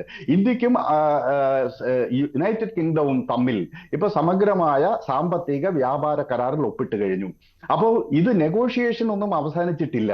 ഇത് ട്രംപിന്റെ ഒരു ശക്തമായ നിലപാട് അദ്ദേഹം മുന്നോട്ട് വെച്ചു. ഇതേ ട്രംപ് തന്നെ എത്രയോ കാര്യങ്ങൾ മുന്നോട്ട് പോയിട്ടുണ്ട്. ഏറ്റവും രസകരമായ കാര്യം, ഉത്തര കൊറിയയുമായിട്ടുള്ള സംവാദത്തിൽ റോക്കറ്റ് വിട്ട് കളിക്കുന്ന കുള്ളൻ എന്ന് ഉത്തര കൊറിയയുടെ ഭരണാധികാരിയെ ട്രംപ് വിശേഷിപ്പിക്കുകയുണ്ടായി. അത് ഉത്തര കൊറിയൻ പ്രതിനിധി ട്രംപിനെ വിശേഷിപ്പിച്ചത് ബുദ്ധിസ്ഥിരതയില്ലാത്ത വൃദ്ധൻ എന്നാണ്. ഈ രൂപത്തിൽ ലോകത്തിൽ ആദ്യമാണ് ഈ രാഷ്ട്രത്തിന്റെ ഭരണാധികാരികൾ ഈ പടകാളി ചങ്കിരി പോക്കിരി എന്ന രീതിയിൽ സംസാരിക്കുന്നത് ലോകം കേട്ടത്. പക്ഷേ ഇതെല്ലാം കഴിഞ്ഞ 6 മാസം കഴിഞ്ഞപ്പോൾ ഇരു രാജ്യങ്ങളിലെയും ഭരണാധികാരികൾ സിംഗപ്പൂരിൽ വെച്ച് പരസ്പരം കാണുകയും ഒരു എഗ്രിമെന്റ് ഒപ്പിടുകയും ചെയ്തു എന്നുള്ളത് നമുക്ക് ഓർമ്മയുണ്ട്. അപ്പൊ അതുകൊണ്ട് ട്രംപിന്റെ മെത്തേഡ് എന്ന് പറഞ്ഞാൽ ഇത് എക്കാലത്തേക്ക് വേണ്ടിയിട്ടുള്ളതല്ല. ഇന്ത്യക്ക് കപ്പാസിറ്റി ഉണ്ട്. ഇന്ത്യ അതിന്റെ താല്പര്യങ്ങൾക്കനുസരിച്ച് അതിന്റെ ഡിപ്ലോമാറ്റിക് ക്ലൗട്ട് വേണ്ട രൂപത്തിൽ ഉപയോഗിച്ചു കഴിഞ്ഞാൽ അമേരിക്കയുമായിട്ടൊരു സമഗ്ര വ്യാപാര കരാറിൽ ഒപ്പിടാൻ സാധിക്കും. അതല്ലാതെ ഇതിപ്പോൾ 25% ചുമത്തി 10% ഒരുപക്ഷെ റഷ്യയുമായിട്ട് എണ്ണ വാങ്ങുന്നതിന് മേലെ ചുമത്തുന്ന ചുങ്കമായിരിക്കാം. അങ്ങനെ വരുമ്പോൾ ഒരു 30% വരും. അത് ഇന്ത്യൻ ഇക്കണോമിയെ മാരകമായി ബാധിക്കുമെന്ന കാര്യത്തിൽ തർക്കമില്ല. അവിടെയാണ് ഡിപ്ലോമസി തുറന്നിട്ടിരിക്കുകയാണ്. ഇത് എക്കാലത്തേക്കും വേണ്ടിയിട്ടുള്ള പ്രസ്താവനയില്ല. 24 മണിക്കൂർ അൾട്ടിമേറ്റം ഒക്കെ അവിടെ കിടക്കും. ഈ അൾട്ടിമേറ്റം നിലനിൽക്കുമ്പോൾ തന്നെ ചർച്ചയുണ്ടാവും. ആ ചർച്ചയിലൂടെ മാത്രമേ അമേരിക്കയ്ക്ക് മുന്നോട്ട് പോകാൻ പറ്റുള്ളൂ. പിന്നെ തന്ത്രപരമായി ഏഷ്യൻ മേഖലയിൽ ഇന്ത്യയുടെ സഹായമില്ലാതെ ട്രംപിന് മുന്നോട്ട് കൊണ്ടുപോകാൻ പറ്റില്ല. പിന്നെ വേറൊരു പ്രധാനപ്പെട്ട കാര്യം, ഇത് ഇന്ത്യയും അമേരിക്കയും തമ്മിലുള്ള പ്രശ്നം മാത്രമല്ലല്ലോ. ഈ വ്യാപാര യുദ്ധം 2016 ചൈനയുമായിട്ട് തുടങ്ങിയതാണ്. ഇപ്പോൾ ലോകത്തിലെ എല്ലാ രാജ്യങ്ങളുമായിട്ടും അമേരിക്ക വ്യാപാര യുദ്ധത്തിൽ ഏർപ്പെട്ടുകൊണ്ടിരിക്കുകയാണ്. അതിൽ യൂറോപ്യൻ യൂണിയൻ ഉണ്ട്, ജപ്പാനുണ്ട്, ഇന്തോനേഷ്യ ഉണ്ട്, വിയറ്റ്നാം ഉണ്ട്, ചൈനയുണ്ട്. എല്ലാ രാജ്യങ്ങളുമായിട്ട് യുദ്ധത്തിലാണ്. അങ്ങനെ ഒരു നിലപാടുമായി രാജ്യത്തിന് മുന്നോട്ട് പോകാൻ പറ്റില്ല. ഇവിടെയെല്ലാം സാധ്യമായ രീതിയിൽ കൺസെഷനുകൾ കൊടുത്ത് അമേരിക്കൻ താല്പര്യങ്ങൾ സംരക്ഷിച്ചുകൊണ്ട് ഈ രാജ്യങ്ങൾ മുന്നോട്ട് വയ്ക്കുന്ന കാര്യങ്ങൾ പരിഗണിച്ചുകൊണ്ടുമല്ലാതെ ഒരു സമഗ്രമായ വ്യാപാര കരാറിലേക്ക് പോകില്ല. അപ്പോൾ ഞാൻ കാണുന്നത്, ഇപ്പോൾ നമ്മൾ ഇവിടെ ഇരുന്നിട്ട് അമേരിക്കയ്ക്ക് അനുകൂലമായിട്ടോ അല്ലെങ്കിൽ ഇന്ത്യയുടെ ഭാഗത്ത് ഫ്ലോപ്പ് ഉണ്ടായെന്നോ ചർച്ച ചെയ്യുന്നതിലൊന്നും കാര്യമില്ല. അത് ഓപ്പൺ എൻഡഡ് ആണ് ഇപ്പോഴത്തെ വിഷയം. ഇന്ത്യ ഈ ചർച്ചയുമായി മുന്നോട്ട് പോകും. ആ ചർച്ച മുന്നോട്ട് കൊണ്ടുപോകാതെ അമേരിക്കയ്ക്കും ഒന്നും ചെയ്യാനില്ല. കാരണം ഈസ്റ്റ് ഏഷ്യയിൽ വളർന്നു വരുന്ന സംഘർഷങ്ങൾ, വെസ്റ്റ് ഏഷ്യയിലെ സംഘർഷം, അതുപോലെ സൗത്ത് ഏഷ്യയിലെ മാറ്റങ്ങൾ, ഇതിലെല്ലാം അമേരിക്കയ്ക്ക് ഇന്ത്യയുടെ സഹായമില്ലാതെ മുന്നോട്ട് പോകാൻ പറ്റില്ല. ഒന്നിന്റെയും അന്ത്യമല്ല ഇത്. ഭീഷണി ഉണ്ടാവും, പക്ഷേ ഉഭയകക്ഷി ചർച്ചകൾ അവിടെ നടക്കും. അതിൽ ട്രംപ് ചിലപ്പോൾ താരിഫ് കൂട്ടും, പിന്നീട് അത് കുറയ്ക്കും, പിന്നീട് അത് പഴയ രീതിയിലേക്ക് വരും. ഇങ്ങനെയൊക്കെ ഉണ്ടാവും. അത് കഴിഞ്ഞ കുറച്ച് മാസങ്ങളായി കണ്ടുവരുന്ന കാര്യം തന്നെയാണ്. അപ്പോൾ ഇതോടുകൂടി നയതന്ത്ര ബന്ധം തകർന്നു, അല്ലെങ്കിൽ ഇന്ത്യ ഒരു വലിയ വിജയം നേടി, അങ്ങനെ ഒരു തരത്തിലുള്ള വ്യാഖ്യാനങ്ങളിലേക്കും പോകേണ്ട സമയമായിട്ടില്ല എന്നാണ്. താങ്കളും അതിനോട് ഒരു പരിധിവരെ യോജിക്കുകയാണല്ലോ.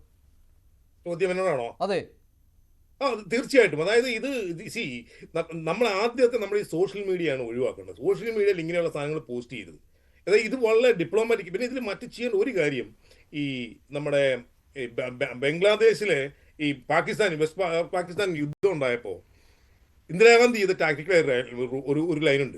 പുള്ളിക്കാരത്ത് നേരെ പോയി വാജ്പേയിയെ കണ്ട് വാജ്പേയിയോട് പറഞ്ഞു, ഇങ്ങനത്തെ പ്രശ്നമാണ് നമ്മൾ ഫേസ് ചെയ്യുന്നത്. തിരിച്ച് പോകുമ്പോൾ വാജ്പേയി ഇന്ദിരാഗാന്ധിയോട് പറയുന്നൊരു ഡയലോഗുണ്ട്, myself and my party will be standing next to you for the national interest. ഇതിനകത്ത് പാർട്ടി പൊളിറ്റിക്സ് കളിക്കാതെ നമ്മൾ ഈ BJP റൂളിംഗ് അഡ്മിനിസ്ട്രേഷൻ ഓപ്പോസിഷനുമായി ഒരു ഡയലോഗിൽ വന്ന് യുണൈറ്റായി ഈ വിഷയത്തെ അഡ്രസ് ചെയ്യണം. ഇത് നിസ്സാര പ്രശ്നമല്ല. ഇത് പണ്ട് നമ്മൾ വിൻസ്റ്റൺ ചർച്ചിലിന്റെ ബംഗാൾ ഫാമിന്റെ ഒരു അവസ്ഥയിലേക്ക് കൊണ്ടുപോകുന്നത്. ഇതിനെ കൃത്യമായി മനസ്സിലാക്കണം. ഇപ്പോൾ വിൻസെന്റ് പറഞ്ഞതിന് ഞാൻ യോജിക്കുന്നു. ആൻസർ ആദ്യം പറഞ്ഞിരുന്നു, തിരിച്ചാണ് പറഞ്ഞത്. അതാണ് ഞാൻ പറയാൻ വന്നത്. നമുക്ക് ഈ വിഷയത്തെ അങ്ങനെ അഡ്രസ് ചെയ്യാൻ പറ്റില്ല. ഇത് അങ്ങനെ തല്ലിയ തീരുന്ന വിഷയവുമല്ല. വളരെ കൃത്യമായി ഇതിന് പണ്ടത്തെ കാലത്തും അപേക്ഷിച്ച് ഇപ്പോൾ ഉള്ളൊരു പ്രശ്നം, നമുക്ക് ഡിപ്ലോമാറ്റിക്കായിട്ട് മറ്റ് രാജ്യങ്ങളുമായുള്ള ഡിപ്ലോമാറ്റിക് റിലേഷനുകളിൽ എനിക്ക് കൺസേൺ ഉണ്ട്. ഇപ്പം ഉദാഹരണമായിട്ട് പണ്ടത്തെ കാലത്തേക്കായിരുന്നു ഒരു പക്ഷേ ബ്രിട്ടനിൽ നിന്ന് നമുക്ക് സപ്പോർട്ട് ഉണ്ടാവും, അല്ലെ ഓസ്ട്രേലിയയിൽ നിന്ന് സപ്പോർട്ട് ഉണ്ടാവുന്നു. മറ്റ് രാജ്യങ്ങളുമായി നമ്മളൊരു നല്ല ബന്ധം കീപ്പ് ചെയ്യുകയും, അത് ഈ ബന്ധം കീപ്പ് ചെയ്യുന്ന ഒരു ലോകത്തിലൊരു ക്രൈസിസ് ഉണ്ടാകുമ്പോൾ ആ ക്രൈസിസിൽ ലീഡർഷിപ്പ് കാണിക്കുന്നതോടുകൂടിയാണ് ബന്ധം ഉണ്ടാകുന്നത്. ഈ ഇറാൻ വിഷയത്തിൽ നമ്മൾ മിണ്ടാൻ മാറി നിന്നു. ബാക്കിയുള്ള ഇപ്പം ചൈനയാണേലും റഷ്യ ആണേലും പാകിസ്ഥാൻ ആണേലും അവരൊന്നിച്ച് റെസൊല്യൂഷൻ പാസ്സാക്കി, അവർ പെട്ടെന്ന് സമാധാനത്തിൻ്റെ അപ്പസ്തോലന്മാരായി, നമുക്കതിൽ റോളില്ലാതെയായി. ആ ഒരു അവസ്ഥയിൽ വരുമ്പോഴത്തേക്കും നമ്മളുടെ കൂട്ടത്തിൽ നിൽക്കുന്ന ഈ മറ്റു ലോകരാജ്യങ്ങൾ നമ്മളെ സംശയാസ്പദമായി മാത്രമേ കാണുകയുള്ളൂ. അപ്പോൾ ഇതിൽ സർക്കാർ ചെയ്യേണ്ട ഏറ്റവും പ്രധാന കാര്യം, അടിയന്തരമായ കാര്യം, ഇതിൽ പാർട്ടി പൊളിറ്റിക്സ് നടത്താതെ നമ്മുടെ കൂട്ടത്തിലുള്ള ഓപ്പോസിഷൻ എല്ലാ പാർട്ടികളുമായി ഒരു സർവകക്ഷി യോഗം വിളിച്ച് ഈ വിഷയത്തിൽ കൃത്യമായ ഒരു ധാരണ എടുത്ത് എല്ലാവരെയും ഓൺ ബോർഡ് ആക്കിക്കൊണ്ട് കാര്യങ്ങൾ മുമ്പോട്ട് ഡയലോഗിലേക്ക് പോവുക, ഡിസ്കഷനിലേക്ക് പോവുക. അല്ലാതെ ഇപ്പോൾ ഇതേ രീതിയിൽ സ്റ്റേറ്റ്മെന്റ് വിട്ട് കഴിഞ്ഞാൽ ട്രംപിനെ തീർത്ത് കളഞ്ഞു, ട്രംപിനെ കൊന്നു കളഞ്ഞു എന്നൊക്കെ പറഞ്ഞ് സോഷ്യൽ മീഡിയയിൽ ഉണ്ടാക്കുന്ന it will only damage our reputation.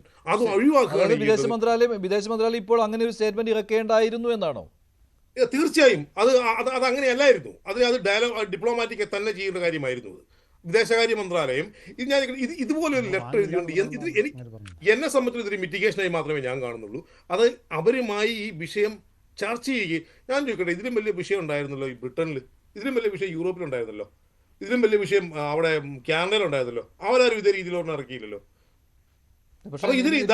അങ്ങനെ അത് പൂർണ്ണമായിട്ടും അത് അംഗീകരിക്കാൻ പറ്റുന്നില്ല. കാരണം ഒരു അഭ്യൂഹം ഇവിടെ പരന്നിരുന്നു, ഇന്ത്യ എന്തോ വാങ്ങുന്നത് നിർത്താൻ പോവുകയാണ് രീതിയിൽ വലിയ രീതിയിലുള്ള അഭ്യൂഹം പരക്കുമ്പോൾ എന്തായാലും അതിലൊരു അഭ്യൂഹമല്ല. ഇത് ട്രംപ് അങ്ങനെ പറഞ്ഞു എന്നുള്ളത് ഫാക്ട് ആണ്, അഭ്യൂഹമല്ല. അല്ല, ട്രംപ് പറഞ്ഞതിന്റെ അല്ല, അതിന് പിന്നാലെ ട്രംപ് പറഞ്ഞത് അനുസരിച്ചുകൊണ്ട് ഇന്ത്യ എന്തോ റഷ്യയിൽ നിന്ന് എണ്ണ വാങ്ങുന്നത് നിർത്തുന്നു, അതിപ്പോൾ ഇന്ന സമയം മുതൽ, ഇനി മുമ്പുണ്ടായിരുന്ന കരാർ കഴിഞ്ഞാൽ പിന്നെ ഇല്ല, അങ്ങനെ രീതിയിലുള്ള ഒരുപാട് കാര്യങ്ങൾ പ്രചരിക്കുകയായിരുന്നു ഉണ്ടായത്. അതുകൊണ്ടാണ് ഏത് സെന്റൻസിലാണ് മഞ്ജുഷ പറഞ്ഞിരിക്കുന്നത്? ഇപ്പോഴും താങ്കൾ അതിൽ തന്നെ ഉറച്ചു നിൽക്കുകയാണ്. പക്ഷേ റഷ്യയിൽ നിന്ന് മേടിക്കും എന്ന് ഏത് സെന്റൻസിലാണ് മഞ്ജുഷ? എനിക്ക് പറഞ്ഞാൽ ഞാൻ സെന്റൻസ് വായിച്ചിട്ട് അങ്ങോട്ട് വായിച്ചു. അല്ല, എനിക്ക് എന്തായാലും അത് റഷ്യയിൽ നിന്ന് വാങ്ങില്ല എന്ന് മനസ്സിലാക്കാൻ പറ്റുന്നില്ല. അങ്ങനെ ഒരു അല്ലല്ല, അത് നയതന്ത്രപരമായ ഒരു നിലപാടാണ്. ശരി വേണുഗോപാൽ, അദ്ദേഹം ബൈജു ഇപ്പോഴും അതിൽ തന്നെ ഉറച്ചു നിൽക്കുകയാണ്. ഇതിനകത്ത് അമേരിക്ക ഇപ്പോൾ എന്തുകൊണ്ടാണ് ഇങ്ങനെ അല്ലെങ്കിൽ ട്രംപ് ഇപ്പോൾ ഇങ്ങനെ ഒരു സ്റ്റാൻഡ് എടുത്തത് എന്തുകൊണ്ടാണ്? ട്രംപിനെ സംബന്ധിച്ചിടത്തോളം ഇന്ത്യയുമായിട്ടുള്ള ട്രേഡ് അത്യാവശ്യമാണ്, USA അത്യാവശ്യമാണ്, ഇന്ത്യക്ക് വേണ്ടതുപോലെ തന്നെ USA അത്യാവശ്യമാണ്. അത് ഇലോൺ മസ്ക് ഉൾപ്പെടെയുള്ളവർ പറഞ്ഞിട്ടുണ്ട്. ഇന്ത്യ എന്നത് ഒരു സ്ട്രാറ്റജിക് പാർട്ണറാണ്, ടെക്നിക്കൽ പാർട്ണറാണ്, അതുപോലെ തന്നെ എക്കണോമിക് പവറുമാണ്. ഇത് 2030 ചൈന ലോകത്തെ ഒന്നാം ശക്തിയാകുമെന്നാണ് അമേരിക്കയിൽ പോലുമുള്ള എക്കണോമിസ്റ്റുകൾ കരുതുന്നത്. രണ്ടാമത് US നിൽക്കണമോ അതോ മൂന്നാമത് വരുന്ന ഇന്ത്യ കയറുമോ എന്നുള്ളൊരു ഭയവും കൂടെ അവർ പറഞ്ഞത്. അത് ചിലപ്പോൾ ഒരുപാട് എക്സാജറേഷൻ ആയിരിക്കാം, പക്ഷേ അവിടെ നിലനിൽക്കുന്ന സംഗതി ഇതാണ്. അപ്പോൾ ഇന്ത്യയെ ഏത് വിധത്തിലും തകർക്കണമെങ്കിൽ ഒന്നാമത്തെ കാര്യം ഈ ഓയിൽ പർച്ചേസ് നിർത്തണം, അതിലുണ്ടാകുന്ന ബെനിഫിറ്റ് നമ്മളുടെ ഇന്ന് ഇല്ലാതാക്കണം. കാരണം ഇന്ത്യ ഓയിൽ എക്സ്ട്രാക്റ്റ് ചെയ്യാതെ തന്നെ വിൽക്കുന്ന ഒരു രാഷ്ട്രമായിട്ട് വരികയാണ്. അപ്പോൾ ഒരു ഒപെക് കൺട്രിയുടെ അതേ സ്റ്റാറ്റസിലേക്ക് നമ്മൾ വരുന്നത് അമേരിക്കയ്ക്ക് താങ്ങാൻ പറ്റില്ല. അത് ഒന്നാമത്തെ കാര്യം. രണ്ടാമത്തെ കാര്യം, ട്രംപിനെ സംബന്ധിച്ചിടത്തോളം ട്രംപിന് ഈ വാത് വയ്ക്കുന്ന പോലത്തുള്ള പരിപാടികളാണ്. നേരത്തെ ഇവിടെ പറഞ്ഞ പോലെ ട്രംപിൻ്റെ ഈ കണക്കുകളെല്ലാം മാറും. അവസാനം ട്രംപ് ലൈനിൽ തന്നെ വരും, ഇന്ത്യയുമായിട്ടൊരു നെഗോസിയേഷൻ ഉണ്ടാവും. ആ നെഗോസിയേഷൻ ഉണ്ടാകുന്നതിന് മുമ്പുള്ള വെപ്രാളവും അതിന് മുമ്പുള്ള വാതുവെപ്പുമാണ് ഈ നടക്കുന്നത്. 25 50 ആക്കും, 50 100 ആക്കും, 110 ആക്കും എന്ന് പറയുന്നു. ചൈനയുമായിട്ട് ഇതുപോലെയല്ലേ പറഞ്ഞ്, അവസാനം താഴെ വന്നില്ലേ? ഇന്ത്യയുമായിട്ടും അവർക്ക് താഴെ വന്നേ പറ്റുള്ളൂ. പിന്നെ ഇപ്പോൾ ഫാർമസ്യൂട്ടിക്കൽ രംഗത്തെ ചില തടസ്സങ്ങൾ ഉണ്ടായേക്കാം ഇന്ത്യക്ക്, US ട്രേഡ് ഡീൽ പ്രശ്നം വന്നാൽ. പക്ഷേ നമുക്ക് $140 ബില്യൺ വ്യാപാരമാണ് ഒരു വർഷം നടക്കുന്നത്. ഇത് നമ്മൾ 2028 നമ്മൾ ലാറ്റിൻ അമേരിക്കൻ രാജ്യങ്ങളായ ബ്രസീൽ, മെക്സിക്കോ അതുപോലെയുള്ള രാഷ്ട്രങ്ങളുമായിട്ട് നമ്മൾ ഓൾറെഡി അതിനുള്ള പരിപാടികൾ ചെയ്ത് നടന്നുകൊണ്ടിരിക്കുകയാണ്. ഇപ്പോൾ തന്നെ നമ്മൾ $46 ബില്യൺ നടത്തുന്നുണ്ട്. അത് 2028 അത് 100 ആക്കി മാറ്റുമെന്ന് പറഞ്ഞു. അത് സ്പീഡപ്പ് ചെയ്യാനായിട്ട് നമ്മൾ ചെറിയ ചെറിയ രാജ്യങ്ങൾ, പെറു പോലുള്ള രാജ്യങ്ങൾ ഉൾപ്പെടെ ഉള്ളവ വരികയാണ്. അതിനിപ്പോൾ ഈ ബ്രസീൽ എന്ന് പറയുന്ന ചില്ലറ ഒരു ശക്തിയല്ല. ബ്രസീൽ നമ്മൾ ഉദ്ദേശിക്കുന്ന പോലെയല്ല, സ്ലീപ്പിംഗ് ജയൻ്റ് എന്നാണ് ബ്രസീലിനെ കുറിച്ച് പറയുന്നത്. അപ്പോൾ അവരുമായിട്ടുള്ള ബന്ധം, അതുപോലെ തന്നെ മിഡിൽ ഈസ്റ്റിൽ നമുക്കുള്ള ബന്ധം, ആഫ്രിക്കൻ രാജ്യങ്ങളെ മുഴുവൻ നമ്മളും അതുപോലെ തന്നെ ബന്ധം സ്ഥാപിച്ചു വെച്ചിരിക്കുന്നതാണ്. റഷ്യയുമായിട്ട് നമുക്ക് കൂടുതൽ ഡീലുകൾ പലതിലും വരാൻ പോവുകയാണ്. ഈ വക കാര്യങ്ങളെല്ലാം നോക്കുമ്പോൾ, അതുപോലെ തന്നെ ഫാർ ഈസ്റ്റിൽ നമ്മൾ ഇന്തോനേഷ്യയുമായിട്ട് വളരെ സ്ട്രോങ് ആയിട്ടുള്ള ട്രേഡ് റിലേഷൻസ് മുമ്പേ ഉണ്ട്, അതിപ്പോഴും തുടർന്നുകൊണ്ടിരിക്കുകയാണ്. അപ്പോൾ ഇന്ത്യക്ക് ഈ പട്ടിണി കിടക്കും അല്ലെങ്കിൽ ഇന്ത്യ ഇതോടെ കുത്തുവാള എടുക്കും എന്നൊക്കെ പറയുന്നത് അബദ്ധമാണ്, അത് തെറ്റാണ്. ഇന്ത്യക്ക് അങ്ങനെ ഒരു സിറ്റുവേഷൻ ഇല്ല. പണ്ട് സാങ്ഷൻസ് ഏർപ്പെടുത്തിയതല്ലേ നമ്മളെ. അപ്പോൾ കോൺഗ്രസിന്റെ നിലപാടാണ്. കോൺഗ്രസിന്റെ നേതാക്കൾ വ്യത്യസ്ത രീതിയിലാണ് ട്രംപിന്റെ ഭീഷണിയെ പ്രതികരിക്കുന്നത്. ജയറാം രമേശിന്റെ പ്രതികരണം ഒന്നാണെങ്കിൽ രാഹുൽ ഗാന്ധി മറ്റൊരു രീതിയിലാണ്. മാത്രമല്ല, ഈ ഡെഡ് എക്കോണമി എന്നുള്ള ട്രംപിന്റെ ഈ ആക്ഷേപത്തെ ഉണ്ടല്ലോ, അതൊരു ആക്ഷേപിക്കലായിരുന്നുവല്ലോ, അതിനെ രാഹുൽ ഗാന്ധി സ്വാഗതം ചെയ്യുകയാണ് ഉണ്ടായത്. ബേബി അത് തന്നെയാണ്, അത് സ്വാഗതം ചെയ്തു എന്ന് പറയുമ്പോൾ അത് തന്നെ ആവർത്തിക്കുകയായിരുന്നു രാഹുൽ ഗാന്ധി ചെയ്തത്. ചത്ത സമ്പദ് വ്യവസ്ഥ എന്നാണ് പറഞ്ഞിരിക്കുന്നത്. കാരണം അന്തർദേശീയ ബന്ധങ്ങളിൽ ഇന്റർനാഷണൽ റിലേഷൻസിൽ വേണ്ടത് പ്രാഗ്മാറ്റിസമാണ്, പ്രായോഗികതയാണ്. അവിടെ കൊടുക്കേണ്ട ഏക കൺസേൺ എന്ന് പറയുന്നത് രാജ്യ താല്പര്യം മാത്രമാണ്. ഇവിടെ ഇപ്പോൾ എന്തുകൊണ്ടാണ് ഇന്ത്യക്ക് ഇങ്ങനെ ഒരു പ്രസ്താവന ഇറക്കേണ്ടി വന്നത്? കാരണം ഇവിടെ മഞ്ജുഷ ചൂണ്ടിക്കാണിച്ചതുപോലെ എയറിൽ, അന്തരീക്ഷത്തിൽ അമേരിക്ക ഭീഷണിപ്പെടുത്തിയാൽ ഉടൻ തന്നെ ഇന്ത്യ അമേരിക്കയുടെ കാലിൽ പോയി വീഴും. കാരണം ഇതാണ് മുൻകാലങ്ങളിൽ നമുക്കുണ്ടായിരുന്ന അനുഭവങ്ങൾ കഴിഞ്ഞ 10-15 വർഷമായി. അതുകൊണ്ടാണ് അങ്ങനെ ഒരു അന്തരീക്ഷത്തിൽ അങ്ങനെ ഒരു ചർച്ച ഈ രാജ്യത്ത് നിലനിൽക്കുമ്പോൾ മോദി ഗവൺമെന്റ് അങ്ങനെ തന്നെ ചെയ്യുമെന്ന് പ്രതീക്ഷിച്ചപ്പോൾ അങ്ങനെയല്ല എന്ന് വരുത്തി തീർക്കാൻ വേണ്ടി ഇറക്കിയ ഒരു കടലാസ് മാത്രമാണ് ഇപ്പോൾ മിനിസ്ട്രി ഓഫ് എക്സ്റ്റേണൽ അഫയേഴ്സ് ഇപ്പോൾ പുറത്തുവിട്ടിരിക്കുന്ന സ്റ്റേറ്റ്മെന്റ് എന്ന് പറയുന്നത്.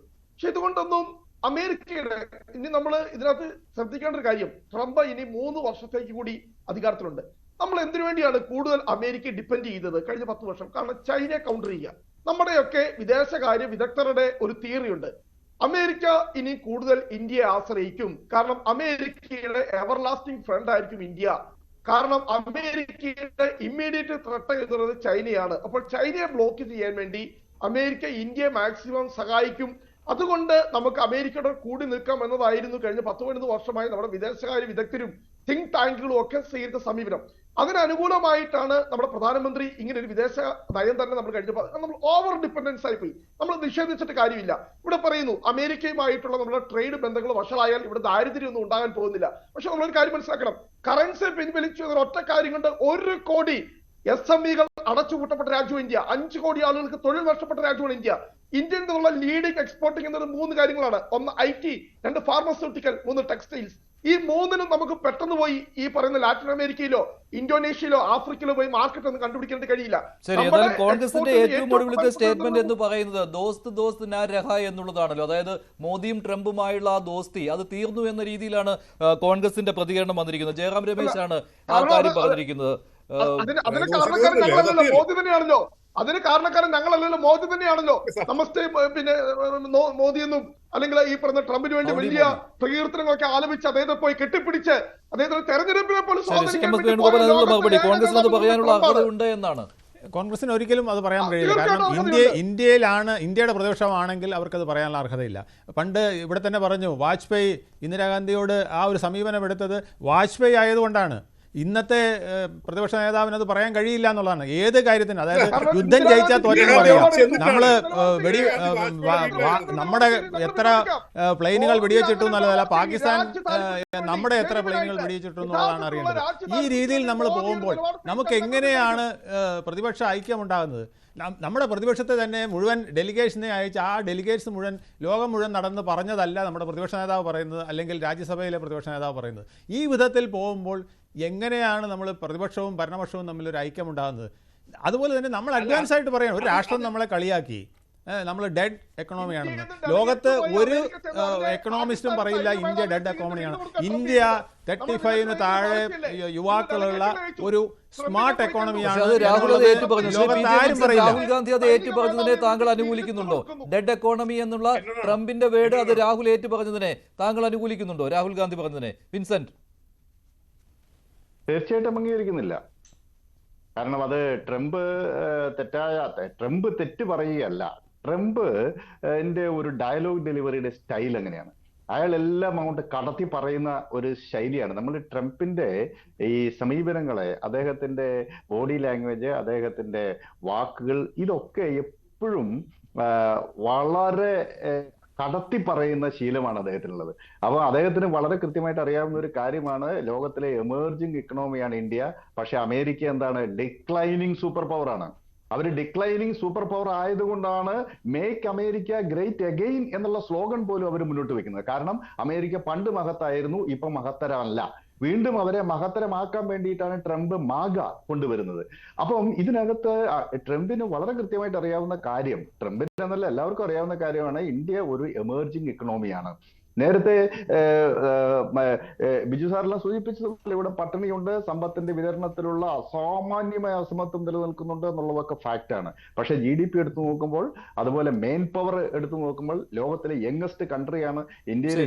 ചർച്ച അവസാനിപ്പിക്കുകയാണ്. എന്തായാലും രാഹുൽ ഗാന്ധി പക്ഷേ അത് വിശ്വസിക്കുന്നില്ല. അദ്ദേഹം പറഞ്ഞത് ഡെഡ് എക്കോണമി എന്ന് തന്നെയാണ്. നന്ദി. ചർച്ചയിൽ പങ്കെടുത്ത എല്ലാവർക്കും. ഇന്നത്തെ ചോദ്യം ഇതായിരുന്നു, അമേരിക്കയുടെ ഭീഷണി മറികടക്കുന്നതോ മോദിയുടെ നയതന്ത്രം? അതെന്ന് 85% പ്രേക്ഷകർ, അല്ല എന്ന് 12%.